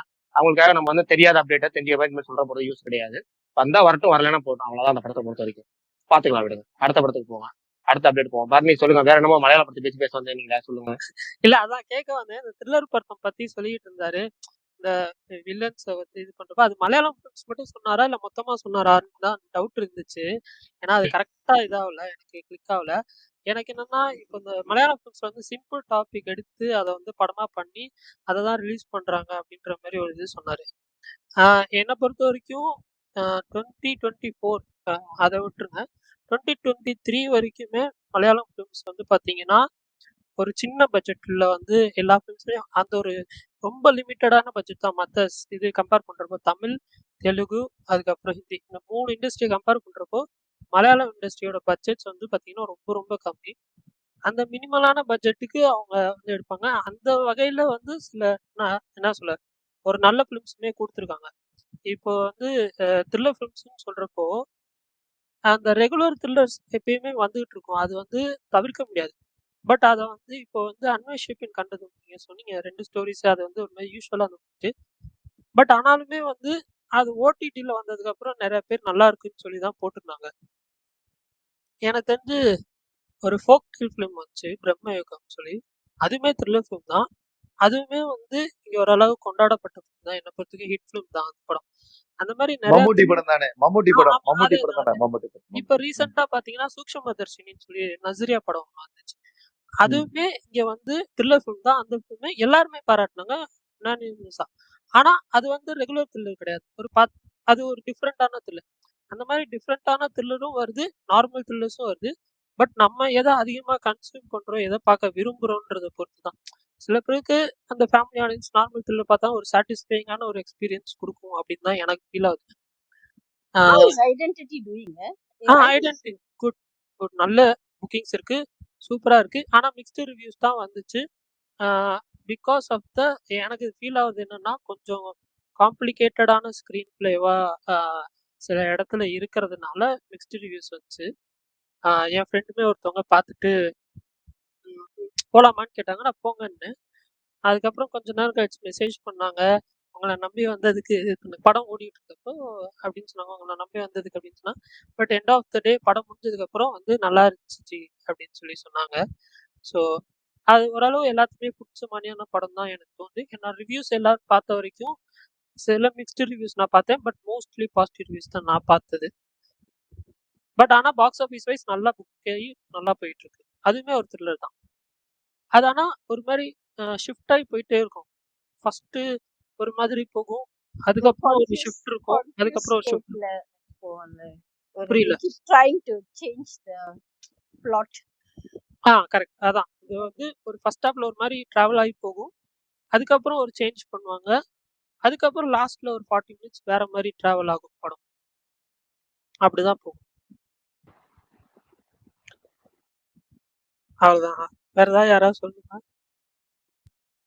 இல்ல சார், இந்த அதாவது 2024 தீபாவளி பெரிய படங்கள் ரிலீஸ் ஆகல, 25 பொங்கல்லையும் பெரிய படம் ரிலீஸ் ஆகல. இந்த மாதிரி கன்னியாசா 2 ஃபெஸ்டிவலுமே பெரிய நடிகர்கள் படம் எதுவுமே ரிலீஸ் ஆகாம இருக்கு. தீபாவளிக்கும் அமரன் படம் ரிலீஸ் ஆச்சு.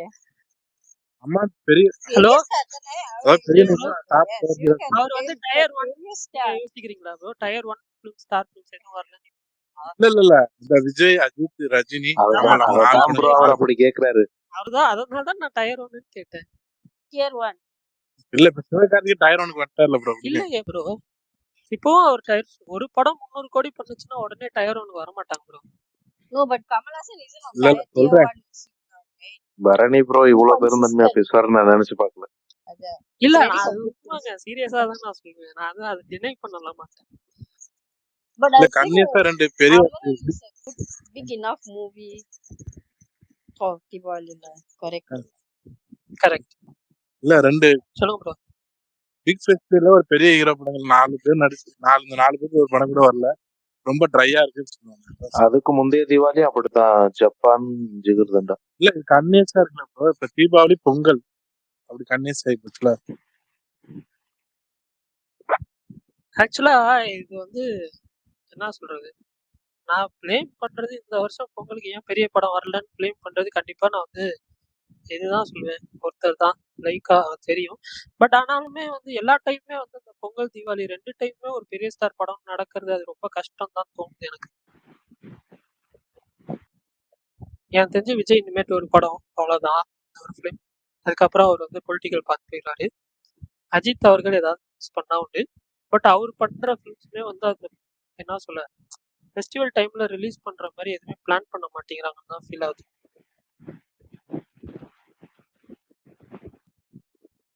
பட் அதர் ஸ்டார்ஸ் ஃபிலிம் கொஞ்சம் வந்து வருது, அது 1-2 படங்கள் ஓடுது, நல்ல கலெக்ஷனும் வருது. So அது வரைக்கும் சந்தோஷம் தான் எனக்கு. இந்த மாசம் நிறைய படங்கள் இருக்கு எனக்கு தெரிஞ்சு பாக்குறதுக்கு. பொங்கலுக்கு கேரளா வச்சு ஹாலிடே இருக்கா? இல்ல, No. Normal days. Normal, just working day. Okay. Deepavali இங்க ஒர்க்கிங் டே தாங்க. ஆனா தெலுங்கு ஹேஸ், பட் கர்நாடகால இருக்கா ஏதாச்சும் ஸ்பெஷல் ஹாலிடே இருக்கா பொங்கல் டைம்ல? கர்நாடகா எனக்கு தெரியல. யாராவது மாவீரன் ப்ரோ சொல்லலாம். மாவீரன் ப்ரோ சொல்லுங்க ப்ரோ. அது தூங்கிட்டாரு. இல்ல தெரியல. இல்ல ப்ரோ, அது இப்பதான் யூஏ ரிலீஸ் ஆச்சு, மேக்ஸ் ரிலீஸ் ஆச்சு, அதனால பெருசா இல்ல இங்க இல்ல எதுவும் இல்ல. ஏங்க நான் என்ன கேக்குறேன்னா, பொங்கலுக்கு உங்க ஊர்ல ஹாலிடே இருக்கான்னு கேக்குறேன். பெங்களூர்ல கொலாபரேஷன் பண்ணுவாங்க கேக்குறாரு. அவங்க உகாதின்னுவாங்க. அதான் ஹாலிடே இருக்குமா? ஆமா ஆமா, இங்க எதுக்கு எடுத்தாலும் லீவ் விட்டுருவாங்க ஸ்கூலுக்கு. சூப்பர் சூப்பர் ப்ரோ, நல்லா இருக்கு. மீன்ஸ் only மேக்ஸ் எப்படி போகுதாங்க? மேக்ஸ் நல்லா போகுதா? மேக்ஸ் என்ன, யூஏஏ நல்லதா போகுது, இன்னும் கூட்ட குறையில. எது யூஏயா இன்னுமா? ஏதோ போய் அவங்க எப்படி பால் போட்டாலும் இந்த ஆடியன்ஸ் அடிக்கிறாங்க. Singapore is still running also. Not too bad, no? சிங்கப்பூர்லயே ஓடுதுன்னா நல்லதுதான். ஏன்னா சிங்கப்பூர்ல எப்பவுமே ஒரு ஃபிலிம் ரொம்ப ஓட்ட மாட்டாங்க. அதெல்லாம் இல்ல, ஆக்சுவலி சிங்கப்பூர்ல மினிமம் 4 to 6 weeks ஓடும். நீங்க இல்ல எங்க தமிழ் உங்களுக்கு சீக்கிரமா எடுத்துருவாங்கன்னு தான் நான் கேள்விப்பட்டேன். இல்ல, அதெல்லாம் not true. சின்ன films Actually, once they put, no, அது சின்ன படம் maybe special arrangement, but normally ரொம்ப நாள் ஓடும், 1 month ஓடும். That's why they are, yeah, it depends lah, because the theater is not going to put one movie. இங்க actually உங்களோட shelf life is very less. இங்க வந்து எல்லாம் மல்டிப்ளெக்ஸ் தானே, ஸோ ஒரு ஸ்மால் ஸ்க்ரீன்ல ஓடும். If you look at UAE, நான் சொல்றேன் யூஏஇல வந்து மோஸ்ட் ஆஃப் த தியேட்டர்ஸ் வந்து 20 சீட்டர் 30 சீட்டர் நிறைய சினிமாஸ் இருக்கு. 20-30 சீட்டர்ஸ் இஸ் வெரி காமன். இந்த வாக்ஸ்லாம் நீங்க போய் பாத்தீங்கன்னா அந்த மால்ல இருக்கிற தியேட்டர்ஸ்லாம் 20 to 30 சீட்டர்ஸ் தான். ஸோ அவங்க லாங் டைம் ரன் பண்ணுவாங்க. நாட் பிகாஸ் அந்த படம் ஓஹோ ஆஹாடு போகுது, that's one reason, but other reason is small seating capacity. In Singapore it's still 70-80, ஆனா நீங்க யூஏஇக்குலாம் போனா 20-30 வெரி காமன். யூஐ சொல்லி ஒரு படம் இருக்குல்ல, அந்த படம் பத்தி தான். மனோஜ் ப்ரோவும் சுகுமார் ப்ரோவும் ஸ்பீக்கர் கேக்குறாங்க கொஞ்சம் ஓகே ஓகே. சரி சரி வரட்டும், நான் போறேன், நீங்க பேசுங்க. அவர்கிட்ட யூஏ கேட்கலாம். இல்ல அவங்க யூஏ சொன்ன மாதிரி எனக்கு காதுல வந்துச்சு, அதனால தான் கேட்டு மறுபடியும்.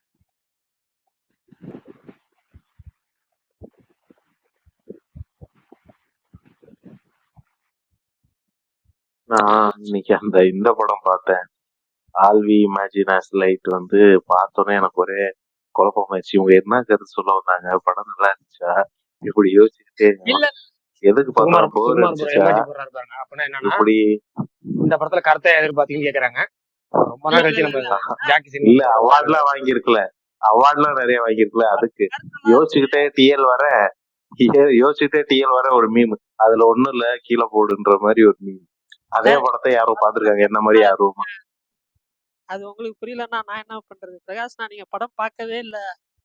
நான் பார்க்க மாட்டேன், அந்த படம் பார்க்க மாட்டேங்க. அதான் அதை ஏன் பார்க்க போறேன்?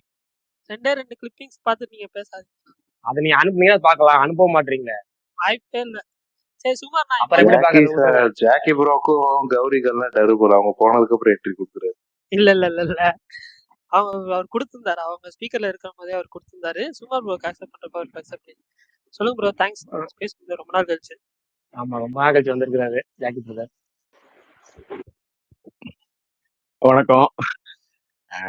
கொஞ்சம் வேலை அதிகமா, அப்புறம் பிக் பாஸ் ரிவ்யூன்றதுனால இந்த பக்கம் படம் பக்கமே வரல. இந்த மலையாள படத்தை பத்தி பேசும்போது ஒரு இது முரளியும் சொல்லியிருந்தாரு. அவர் சொன்ன எல்லா படங்களுமே வந்து நான் வந்து தியேட்டர்ல பார்த்தேன். தியேட்டர்ல பாக்குறதுக்கும் ஓடிடில பாக்குறதுக்கும் நிறைய வித்தியாசங்கள் இருக்கு. இப்ப தல்வான்னு ஒரு படம், அது ரொம்ப எனக்கு பிடிச்சிருந்தது. அப்புறம் தொவினா தாமஸ் இந்த அல்ஃபத்தின் அந்த படமும் எனக்கு அன்வேஷிப்பின் கண்டதம், அதுவும் நல்லா இருந்தது. இப்ப நஸ்ரியா படமும் எனக்கு பிடிச்சிருந்தது. ஆனா என்ன பிரச்சனைன்னா, த்ரில்லர்ஸ் வந்து எடுத்து தள்ளிக்கிட்டே இருக்கிறாங்க மலையாளத்துல. இப்ப நம்ம எல்லா படத்தையும் நம்ம பார்க்கும்போது வசவசன்னு வரும்போது நம்மளுக்கு பிடிக்காம போயிடும். கமர்ஷியல் படம், உதாரணத்துக்கு கமர்ஷியல் படமே ஒரு 10 படம் வருஷம் பார்த்தீங்கன்னா ஒரே அடிச்சிட்டு இருக்கானுங்க, ஒரு வித்தியாசமே இல்லைன்ற மாதிரி போற மாதிரி மலையாளத்துல அந்த த்ரில்லர் ட்ரெண்ட் வந்து பயங்கரமா வந்துட்டு. இப்போ குமாஸ்தான் அந்த படம் கூட, அதுவும் எனக்கு வந்து ஓகே தான். ஏன்னா அது மேக்கிங்லாம் ரொம்ப நல்லா இருந்தது, எனக்கு பிடிச்சிருந்தது. அதேதான் தியேட்டர்ல பாக்குறதுக்கும் ஓடிடில பாக்குறதுக்கும் நிறைய வித்தியாசங்கள் இருக்கு. இந்த கிஷ்கிந்தா காண்டை வந்து நிறைய பேர் வந்து நல்லா இல்லைன்னு சொல்லியிருந்தாங்க. ஏன்னா நம்மளுக்கு காரண காரியங்கள் வந்து நமக்கு முன்வைக்கும் போது நம்மளால அதை ஏத்துக்க முடியுமான்றது. இப்ப நஸ்ரியாவும் இந்த ஃபசில் ஜோசப் 2 பேரும் பண்ண படம் ஒண்ணு இருக்கு, அது என்னது, சூக்ஷ்மதர்ஷி. சூக்ஷ்மங்க சூக்ஷ்மா தர்ஷி. தர்ஷினி, சூக்ஷ்ம தர்ஷினி. அடுத்தவங்க வீட்டு கதையை ஒட்டு கேட்டு அதுல இருந்து அப்படியே விஷயத்த போட்டு எடுத்துன்னு போற மாதிரியான ஒரு விஷயம் அது. சொல்ற அந்த கிளைமேக்ஸ் வந்து காரணம் வந்து நிறைய பேருக்கு வந்து இதுக்காடா இவ்வளவு தூரம் அப்படின்ற மாதிரி. ஆனா அந்த கிளைமேக்ஸ் வந்து நம்ம ஊர்ல நம்ம நாட்டுல இப்ப இந்த ஊரெல்லாம் அதெல்லாம் வந்து இப்ப ஸ்கூல்லயே சொல்லி கொடுக்குறாங்க. எல்ஜிபிடி எல்லாம் வந்து அவங்கள ரெஸ்பெக்ட் பண்ணணும், அதெல்லாம் வந்து ஸ்கூல்லயே சொல்லி கொடுக்குறாங்க. இப்ப நம்ம ஊர்ல வந்து இன்னுமே அது ஏற்றுக்கொள்ளப்படலைன்றதுனால அந்த கிளைமேக்ஸ் வந்து அக்செப்டபிள். சூக்ஷ்ம அந்த படத்தினுடைய கிளைமேக்ஸ் அது மாதிரி. கிளைமேக்ஸும் அந்த அவன் என்ன கருத்துக்காக அதை வைக்கிறான் அப்படின்றத சில பேரால ஏத்துக்க முடியுது. அது ஏத்துக்கிற படங்கள் நல்ல படங்கள். இப்போ உதாரணத்துக்கு திருஷ்யம், அதுக்கான காரண காரியங்கள், அதுக்கான முடிச்சுகள், அதெல்லாம் சரியா. இப்ப எல்லா படத்துலயுமே அந்த மாதிரி ட்விஸ்ட் அண்ட் டர்ன்ஸ் வந்து த்ரில்லர் படத்துல அமையாது. ஒரு சில படங்கள்ல நல்லா இருக்கும், சில படங்கள் வந்து கடைசியா ஒரு சின்ன இதுல போகும். இப்போ உதாரணத்துக்கு அந்த மாதிரி படங்களுக்கு உதாரணமா நான் படத்தை சொல்றேன். படம் ஃபர்ஸ்ட்ல இருந்து பாத்துக்கிட்டே இருங்க, என்னடா இது பேசிக்கிட்டே இருக்காங்க, கடைசி அந்த ஒரு சின்ன ட்விஸ்ட் முடிஞ்சது கதை. அந்த மாதிரியான சில திரைப்படங்களை வந்து நம்ம வந்து எல்லாத்தையும் ஒன்னா மிக்ஸ் பண்ண முடியாது, அது ஒண்ணு இருக்கு. ஆனா தியேட்டர்ல பாக்குறதுக்கும் ஓடிடில பாக்குறதுக்கும் நிறைய வித்தியாசங்கள் இருக்கு. அதுதான் இங்க நான் சொல்லணும்னு நினைச்சேன். இந்த மலையாள படங்கள் மீதான பேச்சுக்கள் போகும்போது மற்றபடி ஓகே, தட்ஸ் ஆல். உங்க ஏரியால சினிவேல்டு இல்லையா ஜாக்கி? இருக்கு, வாங்கியிருக்கேன், கார்டு வாங்கியிருக்கேன். ஏன் நேரம் அந்த தியேட்டர் இப்ப 17ஆம் தேதியில இருந்து மூட போறானுங்க. இல்ல நீங்க அதுல அந்த 3 ஒரு மொபைல் இருக்கு, கார்டு வாங்கலைன்னா கூட 3ங்கிற மொபைல்ல வந்துட்டு யூஸ் பண்ணீங்கன்னா சாட்டர்டே சண்டே வந்துட்டு 3 அதுக்கு கோடு கொடுக்குறானுங்க. கோடு ஒண்ணு கொடுத்தா அதுக்கு வந்து காசு கம்மி. த்ரீ பவுண்டு ஆமா 3 பவுண்டு கிட்ட அதுல கம்மியாகுது. அந்த மாதிரி விஷயங்களும் இருக்கு. அப்புறம் இப்ப எனக்கு இங்க இப்ப இந்த தேட்டர் மூட்டானா எனக்கு ரொம்ப கஷ்டம். ஏன்னா நான் வந்து இங்க 15 மைல்லே இருந்தது. மத்ததெல்லாம் வந்து ரொம்ப தூரம் போகணும். 30 மைல் 40 மைல் போற மாதிரி இருக்கும். பக்கத்துல இப்ப இப்ப நான் இருக்கிறது டார்லிங்டன் பக்கத்துல மிடில்ஸ்ப்ரோவ்ல அந்த தேட்டர் இப்ப மூட போறோன்னு வேற நோட்டீஸ் கொடுத்துருக்காங்க. லேண்ட்லார்டு ஒத்துக்கலையும். அதுல வந்து 12 15 ஸ்கிரீன் இருக்கு அதுல. அப்படியா? சினிவேல்டு தான் இருக்கிறதுல நம்ம சீப் அண்ட் பெஸ்டா படம் பார்த்துட்டு இருந்தோம். மத்தெல்லாம் கொஞ்சம் காஸ்ட்லியா அதேதான். மத்ததெல்லாம் காஸ்ட்லி. அப்புறம் வியூவும் கொஞ்சம் கம்மி தான். இப்ப எங்க ஊர்ல வந்து வியூ வந்து 10 ஸ்கிரீன் இருக்கு. எங்க வீட்டுல இருந்து அரை மைல்லே இருக்கு. அரை மைல்ல என்ன ஒரு 1500 2000 ஃபீட்ல பக்கத்துல தான் இருக்குது. ஆனா கம்மி தான் இங்க. அது வந்து 500 ரூபா டிக்கெட். நம்ம ஊர் பணத்துக்கு 5 பவுண்டு கிட்ட அதுல இருந்து ஸ்டார்ட் ஆகும். அதே மாதிரி இவனுங்க 2 விஷயமா பண்றாங்க. இப்ப நம்ம ஊர்ல வந்து கடைசி ஏபிசிடி தானே வந்து ரேட்டு நம்மளுக்கு ஹை கிளாஸ்ன்ற மாதிரி ஃபர்ஸ்ட் கிளாஸ்னு வச்சிருப்பாங்க. இவனுங்க வந்து இந்த வியூ சினிமா வந்து சென்டர்ல இருக்கிறது தான். அதுதான் வந்து தியேட்டரிக்கல் எக்ஸ்பீரியன்ஸ்னா சென்டர். இப்ப அதனாலதான் நாங்க கிருஷ்ணவேணி எல்லாம் போனா அந்த என் தான் நான் புக் பண்ணுவேன். நிறைய பேர் ஏபிசிடி எல்லாம் போவானுங்க. அது தியேட்டர் எக்ஸ்பீரியன்ஸே கிடையாது. தியேட்டர் எக்ஸ்பீரியன்ஸ்ன்றது தியேட்டருடைய சென்டர்ல இருந்தாதான் வந்து லெஃப்ட் ரைட்டு ரியரு ஃப்ரண்ட் எல்லாமே கரெக்டா இருக்கும். அது மாதிரி இவனுக்கு வந்து அந்த சென்டர் இருக்கிற சீட்ஸ் தான் வந்து அதிகமா ரேட் வச்சிருக்காங்க. ஃப்ரண்ட்லயும் சரி பேக்லயும் சரி சீட்ஸ் வந்து கம்மி. நான் வியூ பார்த்தது இல்ல. ஓடியனும் சினிவேல்டும் தான் நான் இருந்தேன். நான் எடின்பரால ஒரு 1.5 வருஷம் இருந்தேன். ஓகே. அப்புறம் லூட்டன் கவன்ட்ரி அந்த மாதிரி ஏரியால தான் இருந்தேன். லண்டன் பக்கத்துல இருந்தேன். Okay okay okay. நான் இப்பதான் 1ஆம் தேதி தான் லண்டன் போனேன். ரங்கநாதன் ஸ்ட்ரீட்டே வந்து லண்டன் சொல்லி வச்சிருக்கானுங்க. நல்லா இருக்கும்ல அந்த லைட்ஸ்லாம். இல்ல இல்ல சுத்தி சுத்தி ஒரே மக்கள் மக்கள் கால் வைக்கிற இடம்லாம் மக்கள். நான் இருக்கிற ஊர்ல வந்து வெளியில ஜனத்தை பாக்குறது ரொம்ப கம்மியான ஊரு. லண்டன் வந்து அவ்வளவு கூட்டம். நான் அதான் இந்த நியூயார்க் அங்கதான் இருந்தேன். அப்ப பார்த்தா பயங்கர கூட்டாங்க. இப்ப கேர்லைட்ஸ் நிறைய வர ஆரம்பிச்சிட்டாங்க. இந்த வருஷம் தான் அந்த டிபெண்டன்ட் விசாவோட ஸ்டூடெண்ட் கூட்டு வர முடியாதுங்கிற மாதிரி ரூல் மாத்திட்டாங்க. அதுக்கு முன்னாடி இந்த 4 வருஷம் அப்படி ஒரு இது கொடுத்திருந்தாங்க. எல்லாருமே ஒய்ஃபை கூட்டு வந்து படிக்கிறதுக்குன்ட்டு வந்து செட்டில் ஆனவங்க நிறைய. அது 4 வருஷமா தான். இப்ப நிப்பாட்டிட்டாங்களே, இந்த வருஷம் இல்ல. இப்ப நிப்பாட்டிட்டாங்க. அதான் இந்த வருஷத்துல இருந்து இவங்க ரிஷி சுனக் போனதுல இருந்து நிப்பாட்டிட்டாங்க. நான் இருந்தப்ப பாத்தீங்கன்னா அந்த தெரு ஃபுல்லா இது ஓணம்லாம் பயங்கரமான கேர்லைட் தான். எல்லாம் ஒய்ஃபை வேலை பார்க்க வச்சுட்டு ஒய்ஃபை படிக்க வச்சுட்டு வந்து வேலைக்கு. அதனாலதான் வேலை கிடைக்காம இருக்கு. இல்ல அதனாலதான் ரேட்டு அதிகமாயிடுச்சு. ரேட்டு வீட்டு வாடகையில இருந்து எல்லாமே அதிகமானதுல காரணம் அதுவும் ஒரு காரணம். ஆமா. 750 பவுண்ட்ஸ்லாம் அந்த ரெண்ட்லாம் இருந்தது. 1 BHK 2 BHK எல்லாம் இருந்தது. இப்ப 1100 கிடைக்க மாட்டேங்குது. அதேதான் அதேதான். அது மாதிரி நிறைய சிக்கல்களை அது உருவாக்கிடுச்சு. இப்ப ரொம்ப தனியா இருக்குல்ல. ரொம்ப 4 மணிக்கெல்லாம் இருட்டிடும். ரொம்ப கடுப்பா இருக்கும். 3 மணிக்கே இருட்டிடுது. 3 மணிக்கு இருட்டிடுது. காலையில 8 மணி 9 மணி ஆகுது இறங்கு வர்றதுக்கு. மே டு அக்டோபர் நல்லா இருக்கும். ஆமா அது ஓகே. மார்ச் மே ஆமா ஜூன்ல இருந்து சூப்பரா இருக்கும். ஜூன்ல இருந்து உங்களுக்கு வந்து ஜூலை ஆகஸ்ட் செப்டம்பர் அக்டோபர் வரலையும் பக்கா. நான் எப்பவுமே இந்த சினிவேர்ட்ல தான் பாப்பேன். இந்த 3 பவுண்டுக்கு அந்த 3 மொபைல் வச்சிருந்தேன். அதுல அந்த சாட்டர்டே சண்டேக்கு ஆஃபர் கொடுப்பாங்க.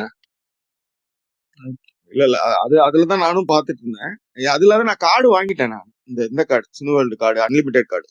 12 பவுண்ட்ஸா 12 11 160. அதாவது 3 கேட்டகரியில தேட்டர் வச்சிருக்கானுங்க. நான் 2 தேட்டர் ஏபி 2 கேட்டகரியில இருக்க தேட்டர்ல போய் படம் பாக்குற மாதிரி கார்டு வாங்கினேன். ஓகே. பக்கத்துல லைக்கா ஆபீஸ் இருந்தா கேளுங்க என்னாச்சு விடாமுயற்சின்னு. இல்லங்க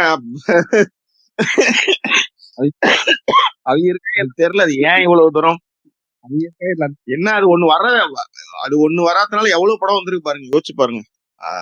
அதுதான் நான் இப்படி பாப்பேன். எத்தனை பேர் அதுல வந்து ஃபுல்லா வெளியே வந்திருக்காங்க. எவ்வளவு படம் உள்ளார வந்திருக்கு. சின்ன சின்ன படம் எல்லாம் வந்திருக்கு அன்னைக்கு. அதுல யாருக்காவது ஒரு வாழ்க்கை தரக்கட்டுமே. என்ன சென்சார் ஆயிடுச்சா பிரகாஷ்? ஏதோ நேத்து இன்னைக்கு இதுல சொன்னாங்க, உண்மையா? யூஏன்ட்டு அவரு ட்ரெய்லரை பார்த்து இல்லங்க. அவங்க சொன்னா இவங்க சொன்னா எதுவுமே கிடையாது. விடாமுயற்சியை பொறுத்தவரைக்கும் இனிமேல் ஆபீஸ்ல வந்தோம்னா நம்ம சைட்ல பேசுறத முடிவு பண்ணிட்டு அதுவே போதும். அவங்க ஆபீஸ்ல சொல்லாம நம்ம எதுவும் பேச வேணாம்.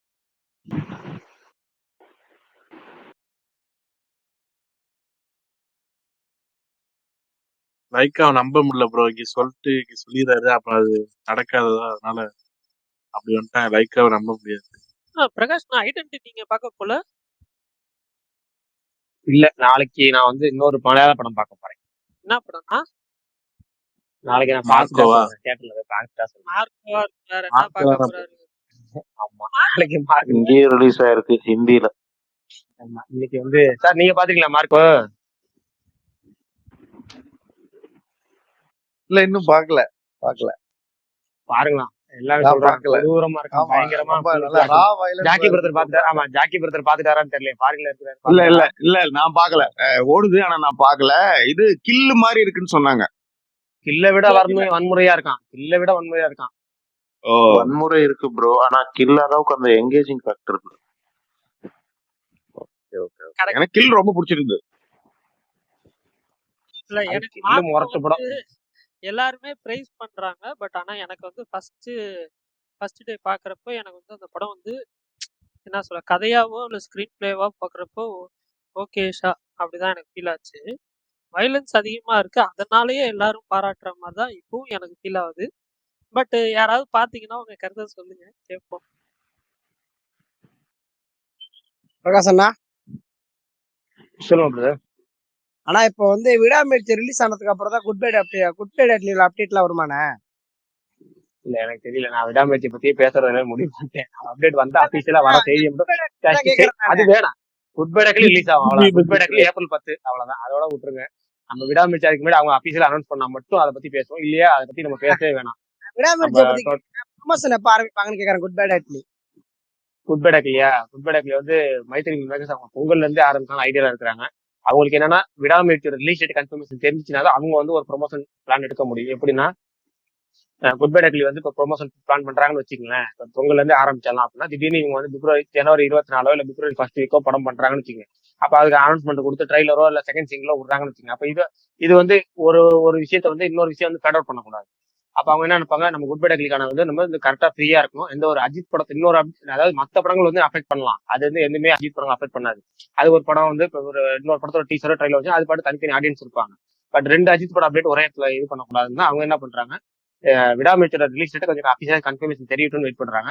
அவங்க ப்ரொமோஷனுங்கிறதே பொங்கல்ல இருந்தே ஆரம்பிச்சிருவாங்க, கிராஜுவலா பொங்கல்ல இருந்து ஆரம்பிச்சிருவாங்க. கடைசி இது வரைக்கும் என்னென்ன படம்லாம் ஏகேல இருந்து என்னென்ன டைப்ல ப்ரொமோஷன் எதிர்பார்க்குறீங்களோ அது எல்லாமே வந்து கேட்கறதுக்கு முன்னாடி கிடைக்கும். நம்ம எதுவுமே கேட்டு கிடைக்க வேண்டியது குட் பை டேக்லியை பொறுத்த வரைக்கும். ஏன்னா அவங்க தெலுங்கு ப்ரொடியூசர்ஸ், அவங்க ஒரு மைண்ட் ஃபிக்ஸடா இருக்கிறாங்க, இந்த படத்தை நம்ம எப்படி ப்ரொமோட் பண்ணணும்னு. எல்லா ஏரியாவும் அவங்க பெரும்பாலும் வித்துட்டாங்க, ஓவர்சீஸ்ல இருந்து தனித்தனி டிஸ்ட்ரிபியூட்டர் வித்துட்டாங்க. தமிழ்நாடு, கேரளா, கர்நாடகா ரோமி பிக்சர்ஸ் வாங்கிட்டாரு. அடுத்து வந்து ஆந்திரால அவங்களே எப்போ ரிலீஸ் பண்ணுவாங்க அவங்களுக்கு தெரியும், மைத்ரி மேக்ஸ் அவங்களே மிகப்பெரிய டிஸ்ட்ரிபியூஷன் இது அவங்க பண்ணிடுவாங்க. ஹிந்தியில 2 ப்ரொடக்ஷன் ஹவுஸ் பேசிட்டு இருக்காங்க, ஏஏ பிலிம்ஸ் அண்ட் வந்து இன்னொரு பிலிம்ஸ் வந்து அவர் பேசிட்டு இருக்காங்க. இதே மாதிரி 2 இதில் பேசுறாங்க. ஹிந்திலையுமே அவங்க வந்து முன்கூட்டியே ஓவராலா தேட்டருக்கு எல்லாத்தையும் பிசினஸ் முடிச்சிடணும்னு முடிவு பண்ணிட்டாங்க. பொங்கலுக்குள்ளே எல்லா தேட்டருக்கு பிசினஸ் எல்லாமே முடிச்சிருவாங்க கம்ப்ளீட்டா. அப்போ முடிச்சதுக்கப்புறம் அங்க இருந்தே ப்ரொமோஷன் ஆரம்பிச்சிருவாங்க. அவங்க வெயிட் பண்றதெல்லாம் விடாமுயற்சியோட ரிலீஸ் டேட் மட்டும்தான். அதை பத்தி நம்ம பேச வேணா, அவங்க லைக் அனௌன்ஸ் பண்ணா மட்டும் பேசிக்கலாம். படம் வந்து என்னன்னா ஒரு லாங்குவேஜ்ல வருதா 3 லாங்குவேஜ்ல வருதானே good bad ugly? Good bad ugly Tamil, Telugu, Kannada எல்லாத்துலயும் டப் பண்ணிடுவாங்க. மலையாளம் டப் பண்ணாங்களோ இல்லைன்னு தெரியல, ஏன்னா மலையாளத்தை பொறுத்தவரை அங்கே டேரக்ட் தமிழ்லேயே போதும். கன்னட வெர்ஷன் எப்பவுமே டப் பண்ணுவாங்க, பேருக்கு தான் டப் பண்ணுவாங்க. அது வந்து தேட்டருக்குலாம் ரிலீஸ் ஆகுமான்னு தெரியல, சும்மா பேருக்கு தான் அவங்க டப் பண்ணுவாங்க. ஏன்னா பெங்களூர்ல மட்டும்தான் இந்த மாதிரி மற்ற எல்லா ஏரியாவும் பார்த்தீங்கன்னா கன்னட வெர்ஷன்லாம் ரிலீஸ் பண்ண மாட்டாங்க. தமிழ் வெர்ஷன் மட்டும் ரிலீஸ் பண்ணிட்டு அதுக்கப்புறம் ஓடிடிக்காக தான் இதெல்லாம் பார்ப்பாங்க. இந்த முறை வந்து ஹிந்திலேயே ரிலீஸ் பண்றதுக்கான முயற்சி வந்து குட் பை டேக்ல இருந்து அந்த டீம் முயற்சி பண்ணாங்க. ஏன்னா பொங்கலுக்கு மட்டும் அவங்க முயற்சி பண்ணிருந்தாங்கன்னா அது ஹிந்தியில ரிலீஸ் ஆயிருக்க வாய்ப்பு இல்லை. இப்போ படம் தள்ளி போனதால அவங்க ஒரு முயற்சி பண்றாங்க. நமக்கு வந்து ஏப்ரல் மாசம் வரைக்கும் டைம் இருக்கு, ஒரு 3 மாசம் 4 மாசம் எக்ஸ்ட்ரா டைம் கிடைச்சிருக்கு. அந்த டைம் நம்ம ஃபுல்ஃபில் பண்ணுவோம், கரெக்டா அதுக்கேற்ற மாதிரி நமக்கு ஏற்ற மாதிரி சரி பண்ணிக்கலாம் அப்படிங்கிற மாதிரி அவங்க ரெடி பண்ணிட்டு இருக்காங்க. அது ஒரு நம்ம எதுவுமே சொல்ல வேணாம், நம்ம எந்த பில்டப்பும் கொடுக்கணும், எந்த நியூஸும் சொல்ல வேணாம், அவங்களாம் வர்றப்ப பாத்துக்கலாம். பட் என்னன்னா நம்ம கேட்காமே எல்லாம் கிடைக்கும் குட் பை டேக்ல பொறுத்த வரைக்கும். நீங்க நம்மள்ட்ட கேட்க வேண்டிய அவசியமே இருக்காது, உங்களுக்கு யார்ட்டுமே கேட்க வேண்டிய அவசியம் இருக்காது. சரி ப்ரோ, சரி. ஜாக்கி ப்ரோ, பிக் பாஸ் நான் ஃபாலோ பண்றேன், உங்க ரிவ்யூ விடாம ஃபாலோ பண்றேன். 1 மணி நேரம் எபிசோட் 2 மணி நேரம் ரிவ்யூ விடாம ஃபாலோ பண்ணிட்டு தான் இருக்கேன். லாஸ்ட் 3-4 டேஸா வர்றதில்லை, வரும் நம்புறேன். ரொம்ப நன்றி, தேங்க்யூ. அது ஒரு இதுவா போயிட்டு இருக்கு. இன்னைக்கு இல்ல நாளைக்கு தான் வரணும், கொஞ்சம் ஒர்க் அதிகமா இருந்ததுனால என்னால வரேன்னு சொல்லிட்டு அப்புறம் வரலான்னு நல்லா இருக்காது அப்படின்றதுனால இன்னுங்க சொன்னா 4 நாள் ஒண்ணுமே 4-5 நாள் ஒண்ணுமே பார்க்கல. 28ஆம் தேதியோட சரி, இதுவரையிலும் ஒரு கிளிப்பு கூட பார்க்கல. நீ வர்றதுல இருந்து வச்சுதான் அப்படியே ஏதாவது வரணும். ரொம்ப ரொம்ப நன்றி. இல்ல பிரதர், ஏதாவது உங்கள்ட்ட கேட்கலாம் நினைச்சேன். நீங்க மட்டும் தான் இந்த சீசன் எப்படி முழுக்க இவ்வளவு தூரம் பாக்குறீங்கன்னு கேட்கலாம் நினைச்சேன். கடைசி ஒரு 4 நாள் ட்வீட் வரல. கரெக்ட். நீங்க எப்படி இந்த சீசனை பாக்குறீங்க, எப்படி பருவம் பத்தினிச்சு, முடிஞ்சிச்சா, பார்க்க முடிஞ்சிச்சா? அதனாலதான் ஏன்னா இது மாதிரிலாம் நான் இதுக்கு போனப்ப சைனா போனப்பயும் சரி, வாரணாசி போனப்பயும் சரி, அங்க இருந்தே கூட ரிவ்யூ எல்லாம் பண்ணிருக்கேன். இந்த மாதிரி ஒரு 5 நாள் அதை பத்தி ஒரு வார்த்தை கூட பேசாம, ஒரு 10 நிமிஷம் கூட லைவ்ல வந்து பேசாம, இல்ல ஒரு எபிசோடு கூட ஒரு 10 நிமிஷம் கூட பேசி ரெக்கார்ட் பண்ணி அனுப்பாம இருந்ததே கிடையாது. ஏன்னா இந்த சீசன் எனக்கு அது சுத்தமாவே பிடிக்கல, அது ஒன்றும் தோணல. பட் ஆனா வருஷம் நம்ம ஒண்ணு பண்றோம், நம்மளுக்கான ஒரு கூட்டம் ஒண்ணு இருக்கு, அதுக்கு நிறைய நண்பர்கள் இருக்காங்க, நிறைய ஆளுங்க இருக்காங்க, அதனால அதை நம்ம வந்து செஞ்சிட்டு இருக்கோம். அதுதான் மேட்ரு. Thank you sir. உங்களுக்கு 2024 டாப் 5 படம் சொல்லுங்க சார். ஆல் லாங்குவேஜ் சேர்த்து கூட சொல்லுங்க. எதுங்க உங்களுக்கு பிடிச்ச படம் டாப் 5 படங்கள் எல்லா லாங்குவேஜ் இன்னைக்கு சேர்த்து கூட நான் சொல்லுங்க. போட்டிருக்கேங்க. நான் நாளைக்கு வரும்னு நினைக்கிறேன். ஆமா, நாளைக்கு அதான் டாப் 15, அதாவது 15 படம் இந்தியா அளவுல பெஸ்ட் 15 ஃபிலிம்ஸ் வந்து சொல்லியிருக்கேன். யாராவது நல்லா ஃபீல் குட்டான ஒரு ரொமான்ஸ் பார்க்கணும்னா நேத்து நைட் ஒரு படம் பார்த்தேன், மிஸ் பண்ணாம பாருங்க. ரொம்ப நல்லா இருந்தது. இட் எண்ட்ஸ் வித் அஸ் அப்படின்னு ஒரு படம். இட் எண்ட்ஸ் வித் அஸ் அப்படின்னு ஒரு படம் நேத்து நைட்டு பார்த்தேன். அவ்வளவு சூப்பரா இருக்கு. எனக்கு தெரிஞ்சு சினிமோகிராஃபி வந்து ரொமான்ஸ் ஷாட்ல வந்து லவ் மேக்கிங் ஷாட்லாம் அவ்வளோ சூப்பரா நான் பார்க்கவே இல்லை சமீபத்துல. அவ்வளோ ஒரு ஃபீல் குட்டா இருந்தது. ரொம்ப நல்லா இருந்துச்சு. Don't miss it.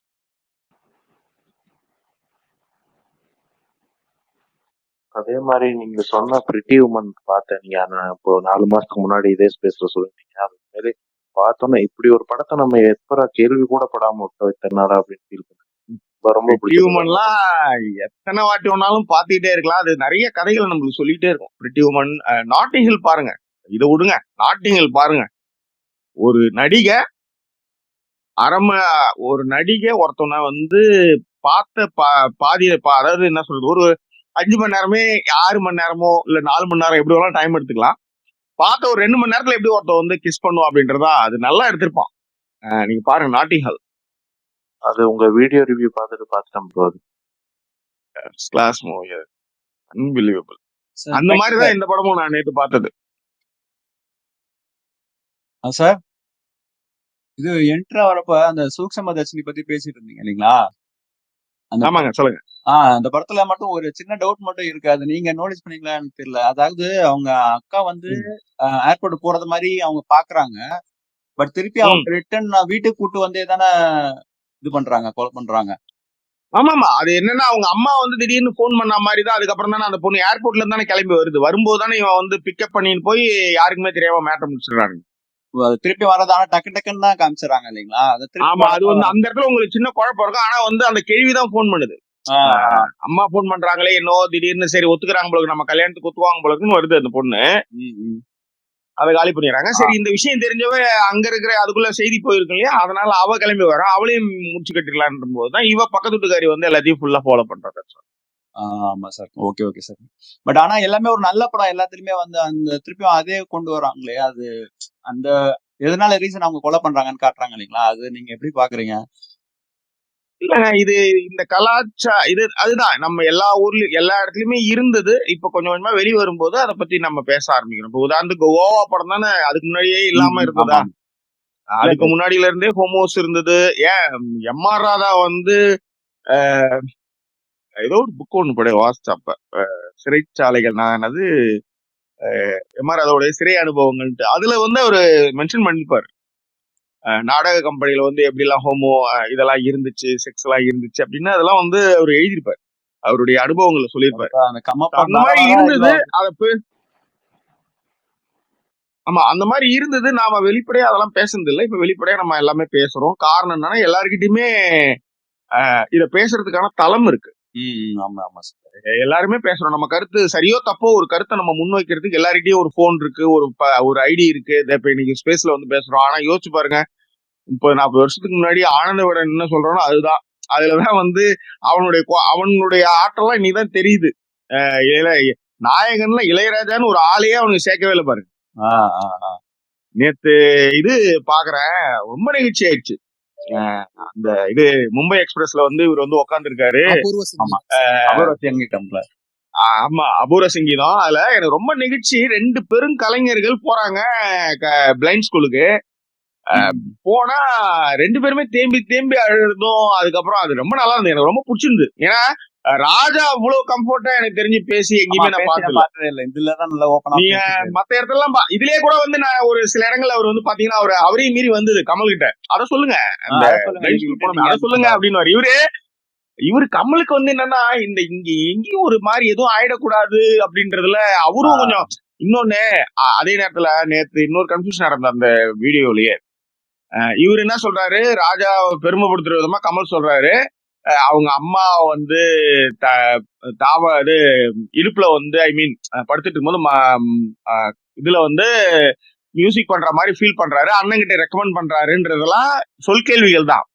ஆமா ஆமா ஓகே. ஆனா இவர் அதை எப்படி எடுத்துக்கிட்டாருன்னா, எனக்கு மியூசிக்கே தெரியலன்றதுக்கு எடுத்து வந்து கமல் சொன்னதே பொய்ன்ற மாதிரி எடுத்து வருவாரு அவரு. கடைசியில அவர் வந்து அவரு தெரியாது அவரு எப்படி ரியாக்ட் பண்ணுவாருன்னு தெரியாது. அப்புறம் கமல் அப்படியே அதை வந்து ஒரு மாதிரி அதெல்லாம் வந்து ஒரு ஏன் மிஸ் பண்ணிட்டாங்கன்னு தெரியல.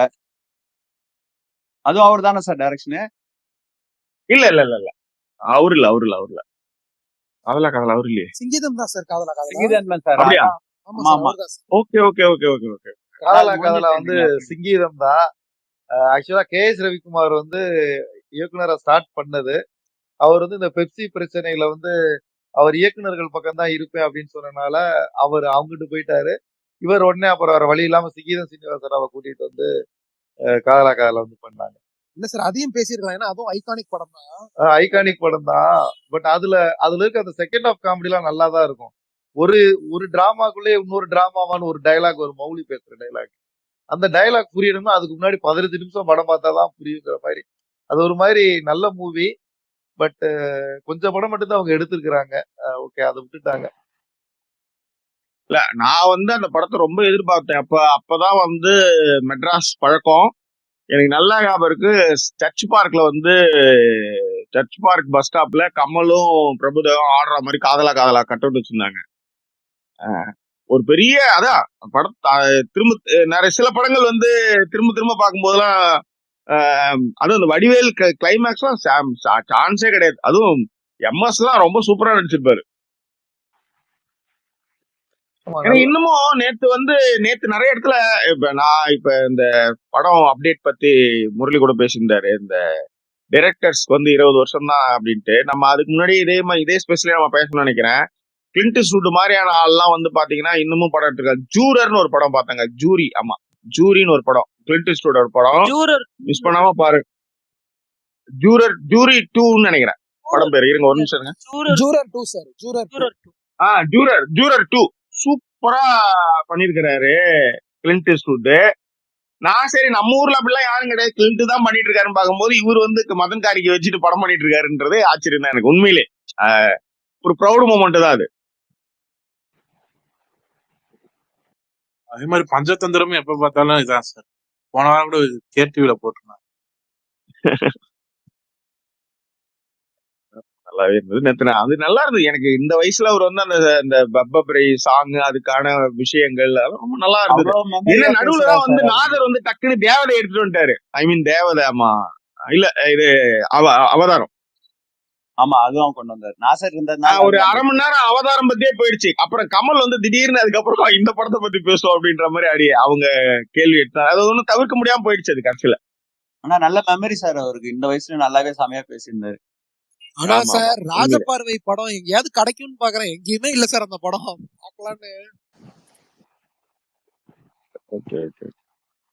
அதுல அந்த அந்திமழை சாங்ல வந்து ஃபர்ஸ்ட் ஒரு கட்டடம் ஒண்ணு வரும். அது வந்து பெண்கள் கல்லூரின்னு நினைக்கிறேன். யாராவது தெரிஞ்சவங்க அதை பாத்தீங்கன்னா சொல்லுங்க. அந்த சாங்ல ஃபர்ஸ்ட் இது வரும், பெண்கள் கிறிஸ்துவ கல்லூரி. ஏன்னா அது நான் வந்து இந்த தந்தியில ஒர்க் பண்ணும்போது கட்டிடம் கதை சொல்லுன்ட்டு ரெட் பில்டிங்கை பத்தி ஒரு பிரிட்டிஷ்காரவங்க கட்டின எல்லா பில்டிங்கை பத்தி ஒரு டாக்குமெண்ட் பண்ணிட்டு இருந்தேன். அப்ப அதுல வந்து அவங்க அந்த பில்டிங் வந்து அதே மாதிரியான ஸ்ட்ரக்சர்ல இதுல இருக்கும். நம்ம US பிரசிடென்டோட வீடு வந்து ஒயிட் ஹவுஸ் வந்து அப்படிதான் இருக்கும். அதே மாதிரி ஸ்டைல்ல வந்து கட்டியிருப்பாங்க. சார் ரிவ்யூ இல்லாம அந்த ரைட் அப்ஸ் எல்லாமே ரொம்ப சூப்பரா இருந்துச்சு சார் உங்களுக்கு. ஆனா அந்த கம்யூனிட்டி டேப்ல போடுவீங்களா, அது எவ்வளவு நீளமா இருந்தாலும் உட்காந்து படிச்சிரு. அது ஏதோ நேரா பாக்குற மாதிரி ஒரு ஃபீல் வருது பாக்குறப்ப படிக்கிறப்ப. ரொம்ப ரொம்ப நன்றிங்க, ரொம்ப நன்றி. எழுதுறது குறைஞ்சிருச்சு. எழுதிதான் முதல்ல எல்லாருக்கும் தெரியும். எழுதுறதை குறைச்சிட்டு அப்புறம் வீடியோ போயாச்சு. சரி, சில விஷயங்கள்லாம் அது எழுதுனாதான் நல்லா இருக்கு அப்படின்னும் போது சிலதெல்லாம் எழுதிடுறது. இப்ப கூட யாரோ கேட்டிருந்தாங்க, சிங்கிதம் வந்து 3 பேஜ் அபூர்வ சதவீதம் எழுதினீங்க, அதுக்கு முன்னாடி நினைக்கிறேன் அபூர்வ சதவீதம் வந்திருக்குன்னு எழுதலன்ட்டு. கொஞ்சம் வெளியில இருந்தனால அதை எழுத முடியல, அதை பார்த்துட்டு திரும்ப எழுதணும்.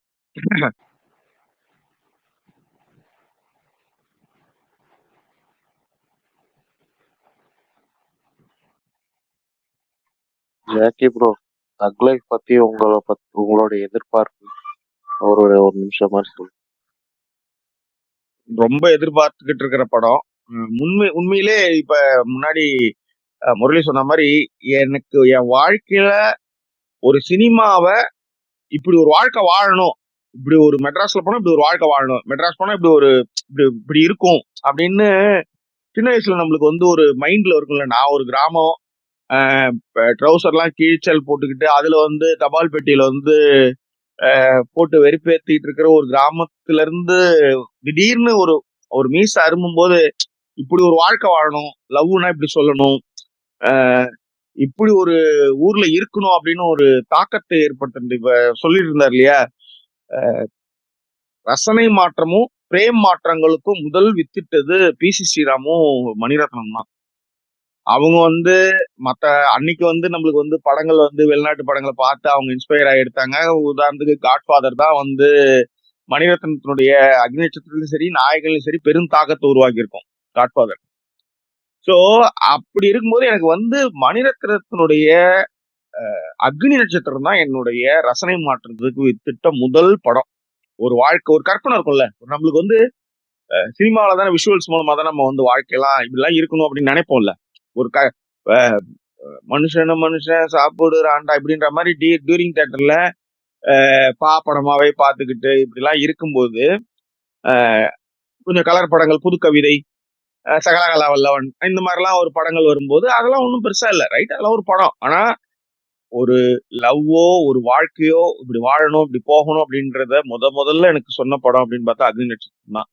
அந்த படத்தோட ஃப்ரேமா இருக்கட்டும், அதுல இருக்கிற டயலாக்ஸ், டெலிவரிஸ், ஷார்ட்டு, அதெல்லாம் வந்து சான்ஸே கிடையாது. அந்த மாதிரி ரசனை மாற்றத்துக்கு வித்துட்டது மட்டும் இல்ல, இன்னி வரையிலும் அவன் வந்து ஒரே மாதிரி பேட்டர்ல படம் தான் எடுத்துட்டு இருக்காரு அவரும். ஆனா பாத்தீங்கன்னா அவர் வந்து யங்ஸ்டர்ஸ் கூட வேலை செஞ்சுட்டு இருக்காரு. மணிரத்னம் சொல்றேன் நான். அவர் கூட வந்து ஒரே ஒரு நாள் அவருடைய வேலையை வந்து கிட்ட இருந்து பார்த்திருக்கேன். அது வந்து இந்த யுவா படம், அது வந்து இந்தியில எடுக்கிறதுக்கு ஆயுத எழுத்து, அதை யுவா எடுத்தாங்க. அது ரேஸ் கோர்ஸ்ல தான் வந்து விவேக் வந்து பைக் அவுட் இறங்கி வர மாதிரி சித்தார்த் கேரக்டருக்கு வந்து பண்ற மாதிரி பண்ணியிருந்தது. அதே மாதிரி அவங்க பாத்தீங்கன்னா அவர் எல்லா சினிமாட்டோகிராஃபர் கூடயும் ஒர்க் பண்ணுவார் மணி. அதே தான் வந்து சங்கரும் பண்றாரு. ஆனா இவர்கிட்ட இருக்கிற அந்த விஷயம், இப்போ உதாரணத்துக்கு நீங்க இந்த படமே பாத்தீங்கன்னா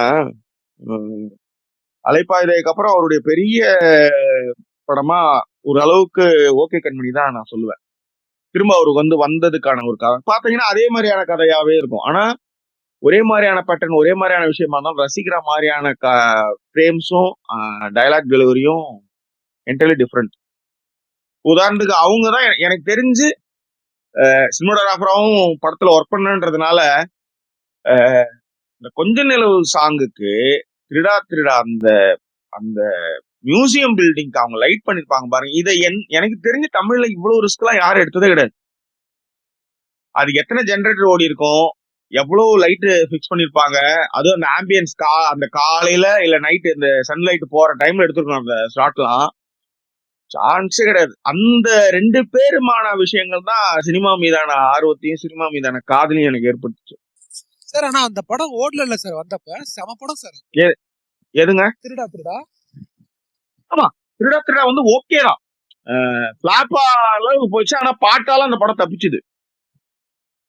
நான் வந்து லிட்டில் ஆனந்த்ல பாக்குறேன் அந்த படத்தை. நான் சென்னையில கடலூர்லயும் பார்த்தேன், லிட்டில் ஆனந்த்லயும் 101வது நாள் பாக்குறேன் நான். ஏன்னா அந்த மியூசிக்லாம் அப்ப வந்து பெரிய விஷயம். அந்த மாதிரி மியூசிக்லாம் இல்ல.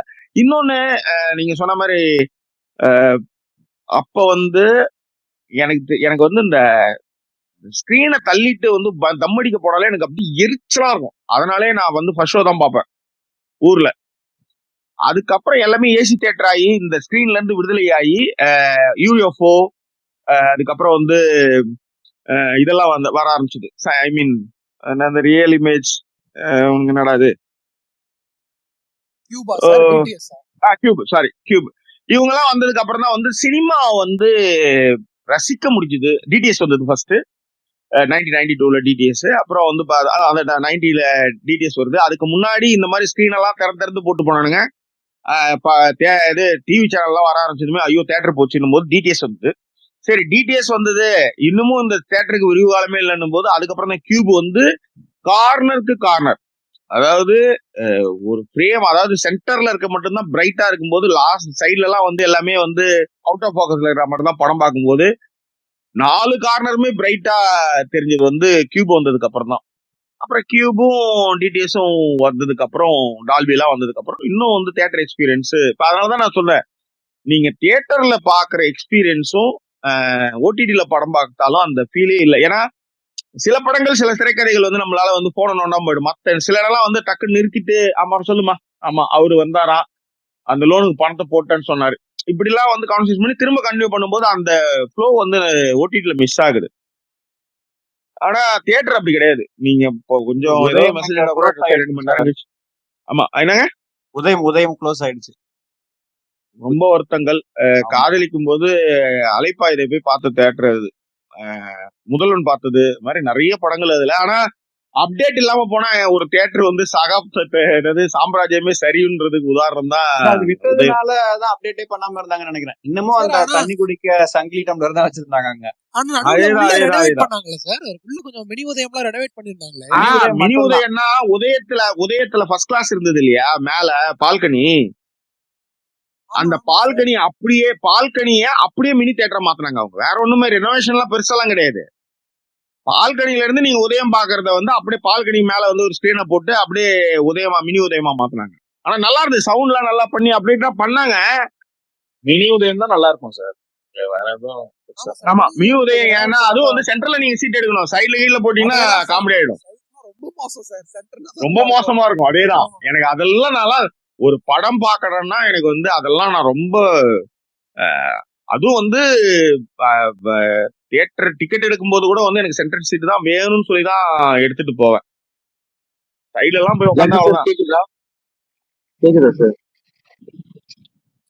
ஜாக்கி சார், நான் இந்த வருஷம் ரொம்ப எக்ஸ்பெக்ட் பண்ண படம் கிளாடியேட்டர் 2. உங்களுக்கு எப்படி இருந்துச்சு கிளாடியேட்டர் 2? சொல்லுங்க கொஞ்சம். எனக்கு ரொம்ப பிடிச்சிருந்தது. காரணம் என்னன்னா இந்த செகண்ட் பார்ட் எல்லாருமே வந்து சொதப்பிடுவாடுங்க. முதல் பார்ட்டியே அப்படியே செகண்ட் பார்ட் எடுத்து வச்சிருந்தான் அந்த ரிட்லி ஸ்காட். முதல் பார்ட் அப்படியே செகண்ட் பார்ட் எடுத்து வந்தா புஷ்பாவும் அதேதான்.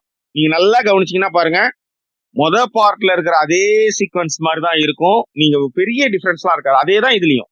என்ன இதுல கொஞ்சம் போட் எல்லாம் விட்டானுங்க, சுறாலாம் விட்டு இருந்தானுங்க கிளாடியேட்டர்ல. இதுல வந்து பாத்தீங்கன்னா லாரி வந்து தண்ணி ஆத்துல வந்து தண்ணி கம்மியா இருக்கிறதுல லாரி போச்சுன்ற மாதிரி நம்மளுக்கு ஒரு காதுல போக சொல்லிட்டானுங்க. சார் கேக்குதா சார்? ப்ரோ சொல்லுங்க, கேக்குது. ஜேகி சார், இப்ப அந்த காப்பிரைட் பிரச்சனைன்றது அதை பத்தி கொஞ்சம் விளக்கமா சொல்லுங்க. தமிழ் இது மாதிரி நடந்திருக்கா விடாமுயற்சி அந்த மாதிரி, அது எப்படி சால்வ் ஆகும் அதை பத்தி உங்களுக்கு தெரிஞ்சா சொல்லுங்க.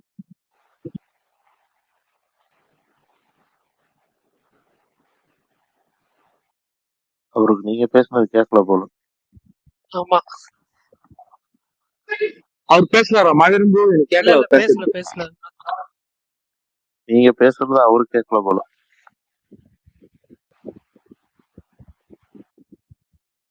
ஜாக்கி ப்ரோ இருக்கீங்களா? இருக்கேன், சொல்லுங்க. கேட்டாங்க சார் ஆமா உங்ககிட்ட தான் சார் கேட்டேன். உங்ககிட்ட தான் கேட்டேன். காப்பிரைட் பிரச்சனை இதுக்கு முன்னாடி தமிழ் படங்கள் இல்ல.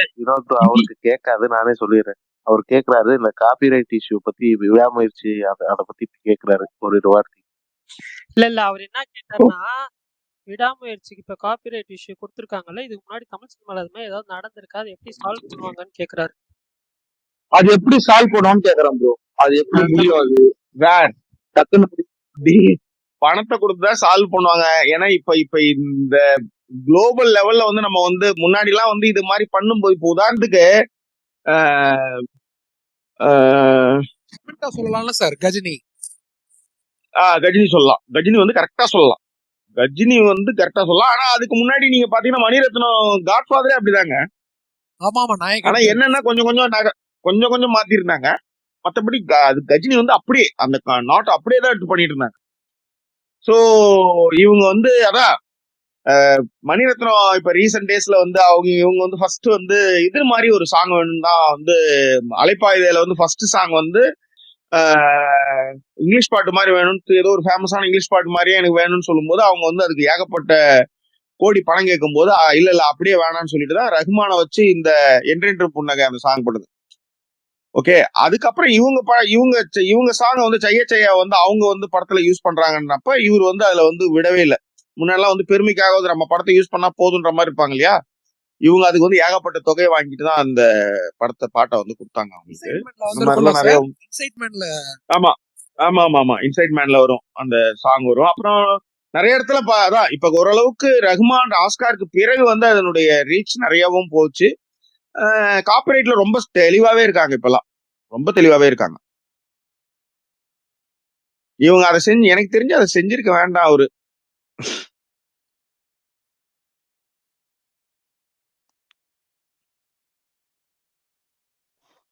ஏன்னா இப்ப நான் வேறு காதலும் கடந்து போகலாம் அவங்களாம் வந்து வாங்கி தானே பண்ணாங்க. ஆமா sir. Sir game changer trailer பாத்தீங்களா? டீசர்ல மிஸ் ஆன மாதிரி இருந்துச்சு. இதுல ஆனா கொஞ்சம் ஒர்க் அவுட் ஆகிற மாதிரி தான் தெரியுது ட்ரெய்லர். ஒர்க் அவுட் ஆகுது. அதான் இன்னமும் வந்து இவங்க வந்து இப்ப நான் இதுதான் முன்னாடியே சொன்னதுதான், தியேட்டர்ல படம் பார்க்கும்போது பிலிம்ல இருந்தது. அப்ப நான் சொல்றது இந்தியன் படம், அதுவும் அந்த ஆஸ்திரேலியா ஒபேரா ஹவுஸ் கிட்ட வந்து வெள்ளைக்காரங்களாம் ஆடி இப்படி லாஸ்டா திரும்போது ஒரு பொண்ணுக்கு ஸ்கர்ட் கூட பறக்கும். அப்ப தியேட்டர்ல இதுக்கெல்லாம் கை தட்டினானுங்க. நான் சொல்றது அந்த பொண்ணு ஸ்கர்ட் பறக்குன்றதுக்கு கை தட்டினானுங்க. குணாவில வந்து சாரி கொஞ்சம் நகரம் லட்டு கொடுக்கும்போது அது கை தட்டினானுங்க. இந்த மாதிரி அவனுக்கு வந்து திடீர்னு அது மாதிரி ஏதாவது திடீர்னு ஏன்டா கை தட்டுறான்னு பார்த்தா தெரியாது. திடீர்னு பார்த்தா இது என்னது டெலிபோன் மணி போல் சாங்குக்கு முன்னாடி அந்த கங்காரு ஓடி வரும்போது எல்லாத்தையும் கை தட்டானுங்க. அப்புறம் என்னடா கை தட்டுறாங்க திரும்பி போய் பார்க்கும்போது உண்மையே தெரிஞ்சுது. இது மாதிரி நிறைய இருக்குன்னு வச்சுக்கோங்களேன். அப்போ வந்து உங்களுக்கு பிலிம்ல இருந்தது, கிளாரிட்டி இல்ல, ஓகே. ஆனா இன்னைக்கு நான் எங்க வீட்டுல வந்து 65 இன்ச்சு ஹெச்டி QLED தர, அதாவது சாதாரணமா யூடியூப்ல அப்லோட் பண்றான் டிராவல் விலாக் எடுக்கிறானு, அவனே வந்து 4Kவும் 8Kவுக்கும் ஷூட் பண்ற அளவுக்கு இன்னைக்கு வந்து வந்துடுது. நீங்க இன்னமும் வந்து பிரம்மாண்டத்தை வச்சு கதையை ஓட்டிட்டு இருக்கலான்ற மாதிரி ஓட்டுறது வந்து வேலைக்காகாது.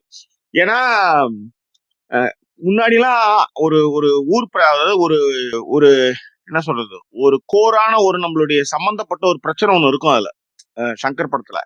அந்த மாதிரி இதுல என்னத்தை தொட்டிருக்காருன்னு பார்ப்போம். அதை வச்சுதான் ஒரு கதையை ஓட்டிட்டு இருக்காரு. ஒரு கிளைமா ஒரு என்ன சொல்றது, ஒரு ஒரு என்னடா அது, ஏதாவது ஒரு பிளாங்க் ஆயிரும் நிறைய. இப்ப இன்னைக்கு என்னன்னு தெரியல, பயங்கர செமையா பிளாங்க் ஆயிருக்கேன். இல்லடா அந்த மாதிரி ஏதாவது பொலிட்டிக்கல் இஷ்யூ. ஆமா பொலிட்டிக்கல் இஷ்யூ. அது வந்து ஒரு காமன் மேன் வந்து அதை வந்து டச் பண்ற மாதிரி இருக்கும். அவருடைய இது பிளாஷ்பேக் சீன்ஸ்ல பார்த்தா அதை தான் வந்து மையமா வச்சிருப்பாரு. அதுக்கு முன்னாடி ஒரு ஒரு சோகம் வரும், அதுக்கப்புறம் வந்து ஒரு செட் சாங் மாதிரி ஒரு சாங் போட்டு அதுக்கப்புறம் கிளைமாக்ஸ் போவார். இப்படிதான் அவருடைய ஃபார்மேட் ஃபுல்லா. தெலுங்கு ஃபார்மேட் தான் அது ஃபுல்லா. இது பாப்போம் இவர் எப்படி பண்ணிருக்காருன்னு பாப்போம். அதை சொன்ன மாதிரி இன்னமும் அந்த பிரம்மாண்டத்தை வச்சு கதையை ஓட்ட முடியாதுன்றதுதான் மேட்ரு. அந்த பிரம்மாண்டம்லாம் முடிஞ்சிச்சு. அதுக்குதான் அந்த 8K லெவல்ல வந்து சாதா யூடியூபரே வந்து ஹை குவாலிட்டியில வந்து எல்லாத்தையுமே பண்றாங்க. நீங்க அந்த என்னது ட்ரான் ஷாட்ல இருந்து ஏகப்பட்ட ஷாட் இன்னைக்கு ரொம்ப எளிமையா போயிடுச்சு. சாதாரண கல்யாண வீட்லயே வந்து ட்ரான் ஷாட் எல்லாம் யூஸ் பண்றாங்க. மண்டபத்துக்கு வெளியில இருந்து அப்படியே உள்ளார போய் அதெல்லாம் காமிக்கிற அளவு ஆயிடுச்சு. அதெல்லாம் வந்து அன்னைக்கு நான் சொல்றது இந்தியன் படம் எல்லாம் பிலிம்ல வரும்போது இந்த இது சிவாஜி இதெல்லாம் வரும்போது ஓகேவா இருந்தது. இப்ப அவர் வந்து அவுட்டடா தான் இருக்கிறாரு. அது எப்படி ஒர்க் அவுட் ஆகுதுன்னு பார்ப்போம். அதுவும் உண்மையிலே இந்தியன் 2 வந்து எனக்கு பெரிய டிசப்பாயின்மெண்ட். என்ன மாதிரி ஒரு டைரக்டரு, ஒரு சின்ன கதைன்னு ஒரு விஷயமே இல்லாம நிறைய விஷயங்கள் வந்து மாறி மாறி எந்த சீக்வன்ஸுமே வந்து ரசிக்கிற மாதிரி அதுல இல்லவே இல்லை, எதுவுமே இல்லை. அந்த மாதிரிதான் இருந்தது. அதனால சார் பாப்போம் உங்களுக்கு இது ரொம்ப எப்படி பிடிச்ச இருக்கு. சங்கர் படம் எது சார்? ஜென்டில்மேனுங்க சூப்பர். ஓகே. எனக்கு ரொம்ப பிடிச்சிருந்தது. அந்த பாட்டுல இருந்து, ஏன்னா அது புதுசு. அந்த அதெல்லாம் ரொம்ப புதுசு. ஆனா இன்னைக்கு அதுக்கு இடஒதுக்கீட்டுக்கு எதிரான ஒரு படம் ஆமா அப்படின்றதுக்கு தெரியும் போது இதெல்லாம் நம்ம கைத்தட்டி ரசிச்சிட்டோமேன்ற மாதிரி இருக்கு உண்மையிலே.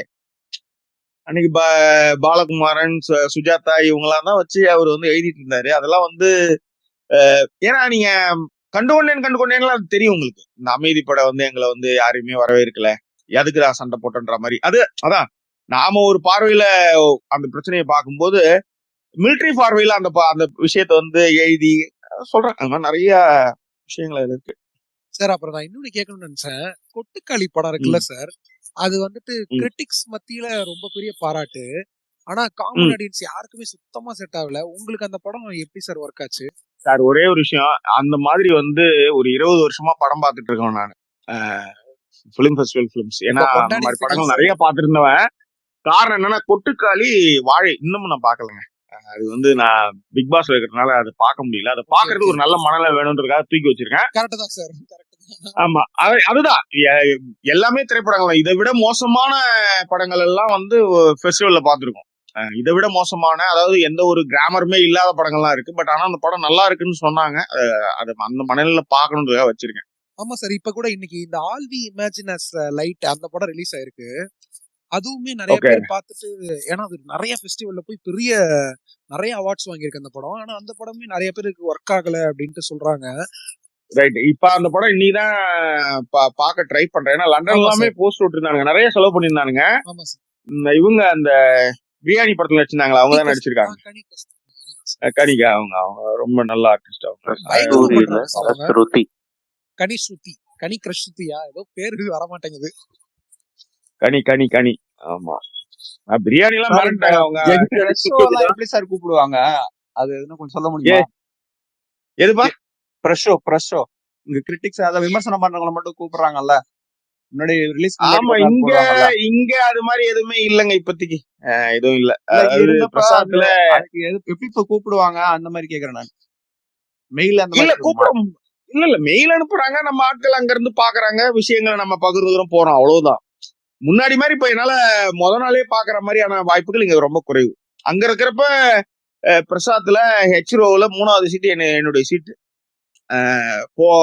ஜாக்கி அண்ணா வந்து வராரா இல்லையா அப்படின்றதுக்கு அப்புறம் தான் அந்த சீட்டு யாராவது சரி உட்காருங்கன்னு சொல்லுவாங்க. அப்படியே இருக்கும் அந்த சீட்டு. இன்னைக்கு என்னடான்னா ஒரு படத்துக்கு 50 மைல் 60 மைல் போயிட்டு வர வேண்டியதா இருக்குது. வாழ்க்கை இப்படிதான். எப்படி சார் படம் பாக்குறதுக்கு ரொம்ப எக்ஸ்பென்ஸ் ஆகும்? ஆமாங்க, ஒரு படம் பாக்குறதுக்கு நம்ம ஊர் பணத்துக்கு 1500 இருந்து 2000 கிட்ட செலவாகுது. 2000-2500 செலவாகுது. ஆனா இதான் தொழில், என்ன பண்றது? சார் கேக்குதுங்களா? கேக்குது, சொல்லுங்க சார். இப்ப நீங்க போயிட்டு இங்க எப்பிக் வேற நிறைய வருது, அதை பத்தி கொஞ்சம் சொல்லுங்க சார். தமிழ்நாட்டுல தஞ்சாவூர்ல 2 ஓபன் பண்ணிருக்காங்க. எங்க தெளிவா இல்ல, நீங்க இந்த வாய்ஸ் ரொம்ப உங்களுக்கு வந்து சரியா கேட்கல பாருங்க. நீங்க லண்டன் போனதுக்கு அப்புறம் இங்க 2 எப்பிக் வந்துருச்சுன்றாரு. ஆமாங்க, தஞ்சாவூர்ல எப்பிக் வந்துருச்சு 2 தியேட்டர். ஏங்க இங்க இருந்து நாங்க வந்து எப்பிக்ல படம் பாக்குறதுக்குன்னே மஞ்சுமல் பாய்ஸ் பாக்குறதுக்காக இது போயிட்டு வந்தோம், கோயம்புத்தூர் போயிட்டு வந்தேன். இங்க 100 கிலோமீட்டர்ல வந்து எதுக்கு போயிடுவேன், சென்னையில இருந்தா. பேர் என்ன, வி எபிக், அங்க போய் பார்ப்பேன். இப்ப ஏகப்பட்ட எபிக் தஞ்சாவூர்ல வருதுன்றாங்க. அதுக்கப்புறம் ரொம்ப சந்தோஷம். ஏன்னா நம்ம சென்னையில இருந்து ஸ்ரீஹரிகோட்டா கிட்ட சூலூர்பேட். நீங்க சென்னையில இருக்கீங்கன்னா 100 கிலோமீட்டர்ல, அதாவது செங்கல்பட்டு தூரத்துக்கு நீங்க படம் பார்க்க போயிட்டு வந்தீங்கன்னா அது வந்து ஒர்த் எனக்கு தெரிஞ்சு Epic. Okay sir. Okay. Epic அது வந்து மிஸ் பண்ணாதீங்க, நல்லா தான் இருக்கு தியேட்டர். கண்டிப்பா சார், கண்டிப்பா. அதான் இப்போ நீங்க சொல்லதான் சார் கேள்விப்படுறேன். எனக்கு அது யாருமே அந்த பக்கம் போக மாட்டாங்க, ஏன்னா தெலுங்கு பக்கம் இருக்கிறதுனால போக மாட்டாங்க. இந்தியாவிலே பெரிய ஸ்கிரீன் ஒரு வீடியோ போட்டிருந்தீங்க. எஸ் இந்தியா லார்ஜஸ்ட் ஸ்கிரீன். அதுதான் ஃபர்ஸ்ட் எபிக் நான் படம் பார்த்தது. அடுத்தது இதுல இருக்கு. ஆனா அது வந்து என்னன்னா, இப்ப இவன் வந்து இப்ப அந்த சூலூர்பேட்டை எபிக் வந்து அந்த எபிக்காகவே கட்டணுது. அதனால உங்களுக்கு வந்து ஸ்கிரீனு எக்ஸ்டென்ஷன்ஸ் எல்லாமே போகும். ஆனா கோயம்புத்தூர்ல வந்து இருக்கு இல்லையா, அந்த மால்ல அவங்க பண்ணும்போது அதுக்கு வந்து சில ரெஸ்ட்ரிக்ஷன்ஸ் இருக்கும். அதுக்கு மேல எக்ஸ்டெண்ட் பண்ண முடியாது.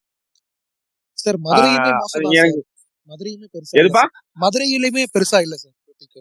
அப்படியா? ஆமா சார். நீங்க ஏன்னா நான் வந்து கோயம்புத்தூர் இந்த மால்ல போய் படம் பார்க்கும்போது எனக்கு அந்த சூலூர்பேட்டை எக்ஸ்பீரியன்ஸ் எனக்கு கிடைக்கல.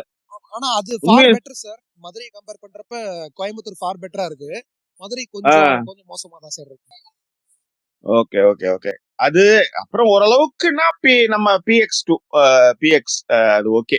அந்த பிரம்மாண்டமா பார்க்கணுன்றதுக்கு சிட்டி உள்ளாரே பார்க்கணும்னா அதுதான் என்னுடைய சாய்ஸ். விஜயமால் இருக்கிற ஐமேக்ஸ் கூட ஒன்றும் அந்த அளவுக்கு பெருசா இல்லை. இதுலயும் இருக்கிற ஐமேக்ஸும் ஒன்றும் அந்த அளவுக்கு எனக்கு பிடிக்கல. இதுல இந்த மால் ஒன்று இருக்கு, ஜாஸ் சினிமாஸ். சார் ஆமா, அதுவும் ஒன்றும் பெருசா இல்லை. எனக்கு தெரிஞ்சு PX2 வந்து first class VR mall. But ஆனா சிட்டி உள்ளாரே இருக்கிறவங்களுக்கு பெஸ்ட் சாய்ஸ் என்னை பொறுத்தவரையிலையும் இதுதான். பேர் என்ன, கிருஷ்ணவேணி தான். அடுத்தது ஜிகே. Super sir. ஆனா சரியான அது ஃபர்ஸ்ட் சிங்கிள், அது ஃபர்ஸ்ட் ஸ்கிரீன் தான், ரெண்டாவது ஸ்கிரீன் போக கூடாது. ஆமா ஃபர்ஸ்ட் ஸ்கிரீன் பெஸ்ட் சார். நல்லா இருக்கும். ஃபர்ஸ்ட் ஸ்கிரீன்ல ஹெச்ரோல சென்டர் அடி தூள். அதாவது அவ்வளவு ஒரு ஒர்த்தான ஒரு படம் பாக்குற ஃபீலை கொடுக்கும் அது. சார் நான் ஐரோல உட்காருவேன். சூப்பர். அதுதான் வந்து டிஸ்டர்ப் இல்லாம. ஏன்னா நீங்க அந்த அதுக்கு மேல போனீங்கன்னா நடுவுல நடந்து போயிட்டே இருப்பான். ஐயோ எனக்கு நான் அது மாதிரி போனாலே எனக்கு பிடிக்காது. இந்த நடந்து போனாலே எனக்கு பிடிக்காது. அதனால அந்த ஹெச் போயிட்டோம்னா அதுக்கப்புறம் ரொம்ப கம்மியா தான் கிராஸ் ஆகுறது, கம்மியா இருக்கும் மக்கள் கிராஸ் ஆகுது. சார் ஆனா நிறைய பேர் மேல உட்காருவாங்க சார். ஏல பீல எல்லாம் எனக்கு காமெடியா இருக்கும். ஏன்டா அங்க போய் உட்காருங்க. ஐயோ அது வேஸ்ட்டுங்க, அது வேஸ்ட். அது நடந்து போயிட்டே இருப்பானுங்க. இந்த இன்டர்வல்ல போயிட்டு வந்து இடந்த புடிச்சு உட்காந்துக்கிட்ட ஐயே பட்டம்னா அப்படியே டிஸ்டர்ப் இல்லாம பாக்கணும். அதுதான் சூப்பர்.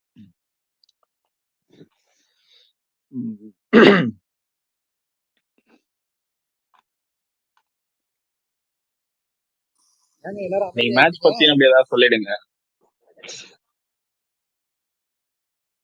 எதுப்பா? Cricket sir. இல்லங்க, கிரிக்கெட் எனக்கு அந்த அளவுக்கு இல்லைங்க. அசார் மாட்டினாரு, ஜடேஜா மாட்டினாரு, அதோட கிரிக்கெட் யாருக்கிட்ட. அதுக்கப்புறம் 2020 அந்த கிரிக்கெட்ல தோனி வந்ததுக்கு அப்புறம் இந்த மேட்ச் மட்டும் சிஎஸ்கே இதெல்லாம் மட்டும் டைம் இருக்கும்போது பார்த்துக்கோ, அவ்வளவு.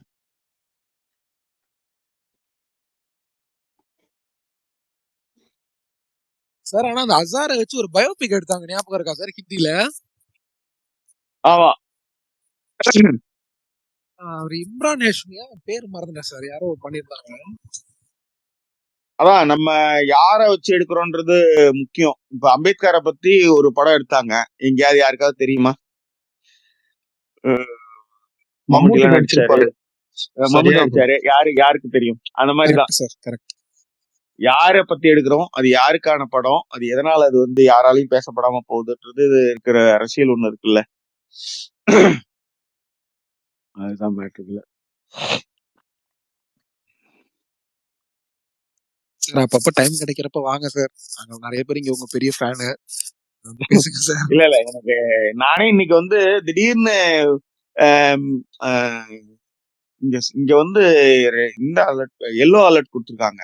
இங்க வந்து ஒரு 3 நாளைக்கு வந்து பயங்கரமான குளிர் இருக்க போது, தேவையில்லாம யாரும் வெளியே வராதீங்க அப்படின்ட்டு இருந்தாங்க. நான் வெளியே போக வேண்டியது இதனால எங்கேயும் போகல. சரி அப்படியே நோண்டிட்டே இருக்கும்போது பார்த்தா டக்குன்னு டீ கடை பேசிட்டு இருந்தாரு. அடடா ரொம்ப நாள் ஆச்சு அப்படின்ட்டு அப்படியே உள்ளார வந்ததுதான். அப்படியே எல்லாத்தையும் கேட்டுட்டே இருந்துட்டு அப்படியே ரொம்ப இதான் டைம் இருக்கும்போது கண்டிப்பா நான் வரேன். டைம் வந்து ஒய்ஃபை போய் கூட்டு வரதுக்காக போனோம்.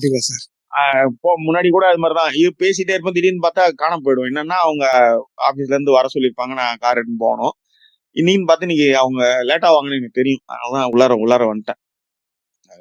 கண்டிப்பா வரேன் நானு டைம் இருக்கும்போது. எனக்கு இன்னும் எல்லாத்தோட என்னன்னா, இங்க எல்லாரும் பேசும்போது நான் உங்ககிட்ட நிறைய விஷயங்கள் நான் கேதர் பண்ணிக்கிட்டு இருக்கேன். இப்ப நம்ம அங்க இருக்கும்போது எல்லா பிரஸ் மீட்டுக்கும் போயிடுவோம். பிரசாத் ஸ்டுடியோ மிதிக்காத நாளே கிடையாது.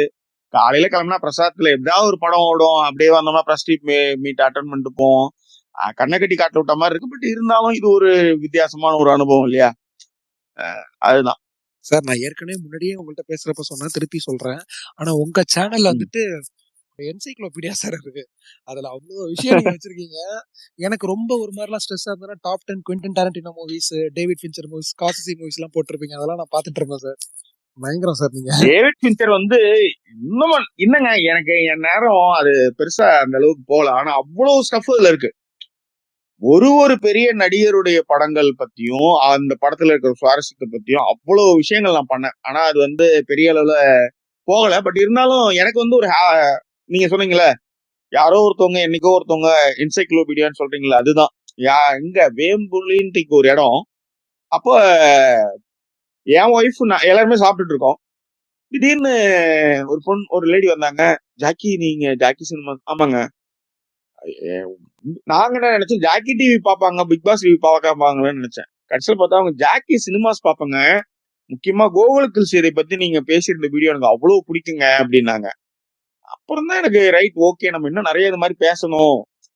நான் நினைச்சிட்டு இருப்பேன், ஐயோ சரியா போய் ரீச் ஆகல இருக்கு அப்படின்ட்டு. ஆனா ஐயோ அப்படி இல்லவே நிறைய நிறைய ஆஸ்பைரிங் ஃபிலிம் மேக்கர் சார், நிறைய யங்ஸ்டர்ஸ். ஏன்னா இங்க இருக்க கிரிட்டிக்ஸ் நிறைய பேர் வேர்ல்ட் சினிமா பத்தி பேசுறது இல்ல சார். அது ஒரு பெரிய வருத்தம் தான். அது நீங்க வந்துட்டு ஆரம்பத்துல இருந்தே பண்ணிக்கிட்டு இருக்கீங்க. நான் முன்னாடியே சொன்னேன், உங்களுக்கு ஞாபகம் இருக்கணும், த பிரான்லாம் ஒரு படம் சொன்னீங்க. அந்த படம் எல்லாம் பார்த்துட்டு நான் மைண்ட் ப்ளோயிங் ஆகி, என்னடா டைலாக்கே இல்லாம இப்படி ஒரு சம்பவம் பண்ணிருக்காங்க. ஸோ நிறைய இன்டர்நேஷனல் ஃபிலிம்ஸ் எக்ஸ்போஷர் கிடைச்சதுக்கு காரணம் நீங்க. ஏன்னா நீங்க ரொம்ப நாளா பண்ணிட்டு இருக்கீங்க. அதனாலயே அது ஒரு லைப்ரரி தான் சார் உங்க சேனல். உண்மைதான். அதை இன்னும் நம்ம நிறைய செய்வோம். நிறைய விஷயங்களை சோம்பேறித்தனத்தின் காரணமாகவும் சில விஷயங்கள்லாம் நான் பண்ணல. அதுவும் கொஞ்சம் என் மேல தப்பு இருக்கு. இந்த வருஷத்துல இருந்தாவது அதெல்லாம் கொஞ்சம் ஒழுங்கா பண்ணணும்னு ஒரு சபதம். அதுதான் இன்னைக்கு பாத்தீங்கன்னா, நாளைக்கு ஒரு டாப் 10 போடுவேன். Best thriller Malayalam. அதுக்கப்புறம் வந்து இந்தியா லெவல்ல பெஸ்ட் ஃபிலிம்ஸ்னு ஒரு 15 ஃபிலிம்ஸ் ஒரு லிஸ்ட் ஒன்று போட்டிருக்கேன். அது மாதிரி ஒண்ணா பண்ணுவோம்.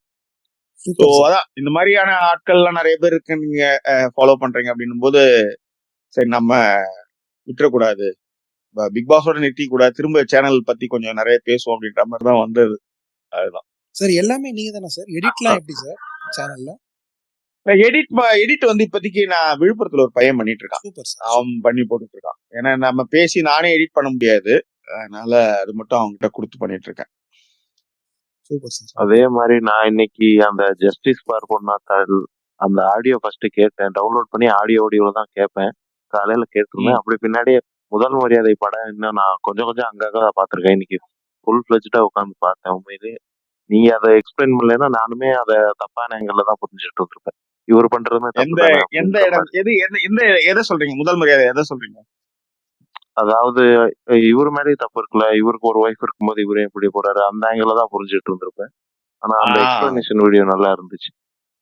ஏன்னா பொன்னாத்தாவை பொறுத்தவரையும் அவர் வந்து பொன்னாத்தாவை பொறுத்தவரையும் பணம் திமிரு அதிகம். ஏன்னா அதுக்கு வந்து பொன்னாத்தாவை தொடவே இல்லை, பொன்னாத்தா வந்து எவ்வளவு ஒரு இது தெரியுமா அப்படின்ற மாதிரியான விஷயங்கள் தான். அப்போ வந்து அது ஒரு பார்வை, அந்த ஒரு பார்வை இருக்கும்போது அந்த படத்துல காமிச்ச அளவுக்கு நம்ம வந்து பொன்னாத்தாவை எவ்வளவு புரிஞ்சுக்கிறோம் அப்படின்றத வச்சுதான் அதை பேசுறேன் நான். அந்த கிளைமேக்ஸ்ல அவர் பண்ற கேமியோ, இந்த ரோலெக்ஸ் கேமியோ எல்லாம் தூக்கி சாப்பிட்டுச்சுன்னு தான் யோசிச்சேன். அப்படியே உருகிடுச்சு எனக்கு. சூப்பர் கிளைமேக்ஸ் அப்படின்ற மாதிரி இருந்துச்சு எனக்கு. ஓகே. இன்னும் நிறைய பேசணுங்க. அது மாதிரி பேசுறதுக்கு நிறைய விஷயங்கள் இருக்கு, எழுதுறதுக்கு நிறைய விஷயங்கள். நேரம் அதை ஒரே ஒரு ஆளே செய்ய முடியாது. நான் பண்ண ஒரு பெரிய தப்பு என்னன்னா, நிறைய விஷயங்கள் எனக்கு தெரியுன்றதுனால அதுதான். இப்ப ஒரே ஒரு விஷயத்த சில பேர் ஃபாலோ பண்ணும்போது ஜெயிச்சிருவோம். நீங்க நல்லா கவனிச்சு பாருங்களேன், இந்த எல்லா விஷயமும் தெரிஞ்சதுன்னா கொஞ்சம் கஷ்டம். கமல் கஷ்டப்படுறது அப்படிதான். ரஜினி பாருங்க கரெக்டா ஜெயிச்சிட்டாரு பாருங்க. காரணம் என்ன, ஒரு சொல்றதை கேட்டு நடிக்கிறது போதும், அவ்வளவுதான். அதுல வந்து ஸ்டைல இவங்க ஏத்துக்குவாங்களா மாட்டாங்களா எனக்கு தெரிஞ்சது, இது கேட்டாங்க நான் செஞ்சு முடிச்சிட்டேன். ஆனா கமல் அப்படி கிடையாது. இதுக்கு இந்த லென்ஸ் போட்டான்னா இது அந்த படத்தோட இதா இருப்பான், இந்த இடத்துல இந்த ரியாக்ஷன் கொடுத்தா அதுக்கு இது இருக்குமே இப்படின்னு மைண்ட் ஓட சிலது டேக்கப் ஆகும், சிலது வந்து மாட்டிக்கும். Correct sir. சார் நோலனோட அடுத்த அனௌன்ஸ்மெண்ட் பாத்தீங்களா சார்? கிறிஸ்டோபர் நோலன் இல்லப்பா தெரியல. சார் ஃபர்ஸ்ட் டைம் மித்தாலஜிக்கல் படம் எடுக்கிறாரு சார். நான் ரொம்ப பயங்கரமா எக்ஸைட்டிங்கா இருக்கேன் சார். மேட் டேமன் இருக்கார்ல சார், அவர் தான் ஹீரோவா பண்றாரு. ஆமா. ஸோ ஃபர்ஸ்ட் டைம் ஒரு ஓகே. இந்த ட்ராய் படம் இருக்குல்ல சார், ட்ராய் படத்துல வந்த ஆமா அந்த ஆமா. வார் முடிஞ்சதுக்கு அப்புறம் அவங்க எல்லாம் ஒரு ஜேர்னி ம் போவாங்களாம் சார். அந்த ஜேர்னி தான் கதைன்னு சொல்றாங்க. படத்துக்கு ஒடிசின்னு பேர் வச்சிருக்காங்க. ஸோ இந்த மனுஷன் வாவ். ஃபர்ஸ்ட் டைம் மித்தாலஜினா எப்படி இருக்கும்னு யோசிக்கிறப்பே பயங்கர எக்ஸைட்டிங்கா இருக்கு சார். உண்மையிலே ஓப்பன்ஹைமர் வந்து நான் வந்து ஃபர்ஸ்ட் படம் பத்தி பேசும்போது என்னடா இது எப்படி வந்து அமரன் படம் வந்து எனக்கு அதே மனநிலை தான். எல்லாரும் தெரிஞ்ச கதை, இது என்னடா இவன் போய் எடுத்து வச்சிட்டு இருக்கானுங்க, இது என்ன அளவுக்கு அப்படின்னா கடைசியில அந்த படம் வந்து சர்ப்ரைஸ் பண்ணுச்சு எனக்கு. அமரன் உன் கண்ணுலாம் கலங்கி ஒரு மாதிரி தெரிஞ்ச படம் தெரிஞ்ச கதை, ஆனா சர்ப்ரைஸ் பண்ணுச்சு. அந்த மாதிரிதான் ஓப்பன்ஹைமர் எனக்கு வந்து சர்ப்ரைஸ் பண்ணாங்க. அதுவும் இந்த ஊருக்கு வந்தப்புறம் எனக்கு இந்த நம்ம வந்து நிலவு தெரியாத நிலவு பத்தி பேசுவோம் பண்ணுவோம், ஆனா நிலவுல இறங்கினதுக்கு அப்புறம் ஒரு ஃபீல் இருக்கும்ல, அந்த மாதிரி நான் வந்து நிறைய பிரிட்டிஷ் மூவி உலக படங்கள் எவ்வளவு படங்கள் பார்த்து எவ்வளவு எழுதியிருக்கோம். ஆனா இந்த லேண்ட்ஸ்கேப் எனக்கு அந்நியமாவே இருக்கும். நான் சவுத் சைட்ல வந்து டிராவல் ஆயிருக்கேன், வியட்நாம் சைனா அப்படின்னு போனாலும் கூட இந்த யூகே வந்து எனக்கு இந்த இயர்ல வந்து எனக்கு வந்து இந்த லேண்ட்ஸ்கேப், இவங்க வாழ்க்கை, இந்த குளிரு, இவங்க எப்படி இவனுக்கு வந்து ஒரு ஊரா போய் ஊரை புடிச்சிருக்கணும் அப்படின்ட்டு நிறைய விஷயங்களை வந்து ஒரு சர்ப்ரைஸ் தான் இந்த ஊரை பொறுத்தவரை. ஐ மீன் இந்த ஊருக்கு வந்ததுனால அது ஒரு பெரிய பிளஸ் பாயிண்ட். அப்ப இங்க இருக்கும்போது அது இன்னும் நம்மளால வந்து எளிமையா அதை கிரகிச்சிக்க முடியுதுன்னு சொல்ல வரேன். புரியுது சார், புரியுது. ஓப்பன்ஹைமர் பத்தி தான் சொல்லிட்டு இருந்தீங்க சார், எப்படி உங்களுக்கு இருந்துச்சு? இல்ல ஓப்பன்ஹைமர் வந்து அசத்திட்டான் அந்த ஆளு. ஏன்னா மிரட்டி நான் விட்டாரு. அதுக்குதான் வந்து ஒரு வீடியோ போட்டிருந்தேன். அந்த பாயிண்ட் ஆஃப் வியூல யாருமே பேசல. அது நீங்க பாத்தீங்களான்னு தெரியல அந்த வீடியோ. ஓப்பன்ஹைமர் மட்டும் அணுகுண்டு வந்து ஹிரோசாக்கி நாகசாகியில போடலன்னா, ஹிரோஷிமா நாகசாகியில போடலன்னா, இவ்வளவு ஒரு பயம் அந்த அணுகுண்டு மேல வரலன்னா, இந்நேரம் 3வது வேர்ல்டு வார் வந்து நிறைய இடத்துல இன்னமும் மக்கள் வந்து அழிவு போயிருப்பாங்க. Correct, exactly. அந்த அந்த பயம்தான் இன்னைய வரலையும் வந்து அவனும் வந்து அடக்கிக்கிட்டு இருக்கிறதுக்கு காரணமே. புல் பூண்டுக்குள்ள இல்லாத அளவுக்கு போயிடும் அப்படின்ற அந்த எக்ஸாம்பிள் தான். அதாவது உள்நாட்டு சண்டைகள் மாதிரி இப்போ வந்து யுக்ரைனுக்கும் ரஷ்யாவுக்குமான சண்டைகள் அப்படிலாம் போயிட்டே இருந்தாலும் கூட ஒரு உலக போர் அளவுக்கு நீங்க இறங்கினியா நான் இறங்குறேன் நீ இறங்குற அந்த ஈகோ வந்து டெஸ்ட் பண்ணிக்காத இடமா இன்னைக்கு இருக்கிறதுக்கு மிக முக்கிய காரணங்கள்ல ஓப்பன்ஹைமருடைய அந்த அணுகுண்டு கண்டுபிடிப்பு தான். ஆனா சிலியன் மர்ஃபி மிரட்டி விட்டாரு சார், பயங்கரமான பெர்ஃபார்மன்ஸ். உண்மையிலே மிரட்டி இருந்தாங்க. அதுலயும் நம்ம ஊர்ல சென்சார் அது இதுன்னு ஏகப்பட்ட கடுப்பு. நம்ம 2 பேருமே பேசிட்டு இருக்கேங்க, எல்லாருக்கும் போர் அடிக்க போகுது. மாவீரன் ப்ரோ தான் பேசுங்க. பிரகாஷ் நான் சொல்லுங்க. பிரகாஷ் ப்ரோ டைம் ஆச்சுன்னு பேசுவாரு. 10:03 ஆயிடுச்சு. மணி 10 ஆயிடுச்சு. இப்பதான் பேசணும். டாபிக் நல்லா இன்ட்ரெஸ்டா போனாலும் ஒன்னும் சொல்லாத. முன்னாடி வந்து எப்படி டீ கடையார் வந்து பொங்கல் முன்னோட்டம் ஆரம்பிச்சு அப்படியே வந்து ஒரு பாலிடிக்ஸ்குள்ள போய் பழைய படங்கள் மலையாள படங்கள் எல்லாத்தையும் பேசினாரோ, அதே மாதிரி ஜாக்கி பிரதர் பேசும்போது ரொம்ப சந்தோஷமா இருந்துச்சு. ரொம்ப நாள் கழிச்சு 2 பேருமே பாத்தீங்கன்னா ரொம்ப நாள் கழிச்சு பேச வந்துருக்காங்க. அவரு ஒர்க்ல பிஸி, இவரும் ஒர்க்ல பிஸி. ரொம்ப நாள் கழிச்சு பேச வந்து நம்ம இன்ஃபர்மேட்டிவ்னு சொல்லுவோம்ல, அது மாதிரி நான் யாரோ நான் பிக் பாஸ் ரிவ்யூல வந்து இந்த மாதிரி சினிடாக்கு வாங்க ஜாக்கி யாரு பாரு மாவீரன் பேரு மாவீரன். நான் யோசிச்சுட்டு இருக்கேன் என்னடா திடீர்னு இங்க வந்து ஜாக்கி சினிமாஸ் பத்தி லைவ்ல வந்து பேசுறாங்க அப்படின்ட்டு. Okay okay okay super super super. அதுக்கு முன்னாடி கிளாடியேட்டர் முன்னாடி ஒரு கமெண்ட் பண்ணிருந்தார்ல, அதுவும் நான் தான். Okay okay okay super super. ரொம்ப நன்றிங்க, ரொம்ப நன்றி. வாங்க அப்பப்ப வாங்க. அவசியம் அவசியம் அவசியம். முரளிகரன் சாரும் நீங்களும் வரும்போது நமக்கு நிறைய தகவல்கள் கேட்கிற மாதிரி, மத்த யாரும் நானே பேசுற மாதிரி இருக்கும். 10 பேர் இருக்கோம்னா 10 பேர்ல 5 பேர் நாங்களும் அதையும் பேசுவோம். ஒரு 5 பேர் ரிப்பீட்டடா பேசுவோம். அது கேட்கறவங்களுக்கு சுவாரஸ்யமா இருந்தாலும் நமக்கு பேசும்போது அதிகமா பேசும்போது சில நேரம் அதிகமா கேட்கவும் செய்யணும். அப்பப்ப எனக்கு அதிகமா நீங்க பேசுறதும் அவர் பேசுறது ரொம்ப பிடிக்கும். நீங்களா வந்தீங்கன்னா எனக்கு கொஞ்சம் பேசுற வேலை படி கொஞ்சம் காதுக்கு கொஞ்சம் வேலை கொடுப்பேன். அது கொஞ்சம் நல்லா இருக்கு. அதனால நீங்க அடிக்கடி வரணும். ஓகே ஷூர் ஷூர் கண்டிப்பா கண்டிப்பா. இன்னைக்கு பேச ரொம்ப நல்லபடியா முடிஞ்சிச்சு. நாளைக்கும் நம்ம தொடருவோம். வாங்க. All the best. எல்லாருக்கும் இனிய புத்தாண்டு நல்வாழ்த்துக்கள். எல்லாருக்கும் எல்லா வளமும் நலமும் பெறணும். அதுதான் இயற்கை துணை நிற்கட்டும். வாழ்த்துக்கள். Thank you sir. Happy new year எல்லாருக்கும். இன்னொரு வாரம் ஜாக்கி ப்ரோக்கும் ஹாப்பி நியூ இயர். மாவீரன் ஐயா எத்தனை வாட்டி சொல்லுவீங்க? இல்ல ஓகே அவருக்கு அதுல இருக்கு. சரி சரி thank you bye bye good night bye நாளைக்கு பார்க்கலாம் குட் நைட்.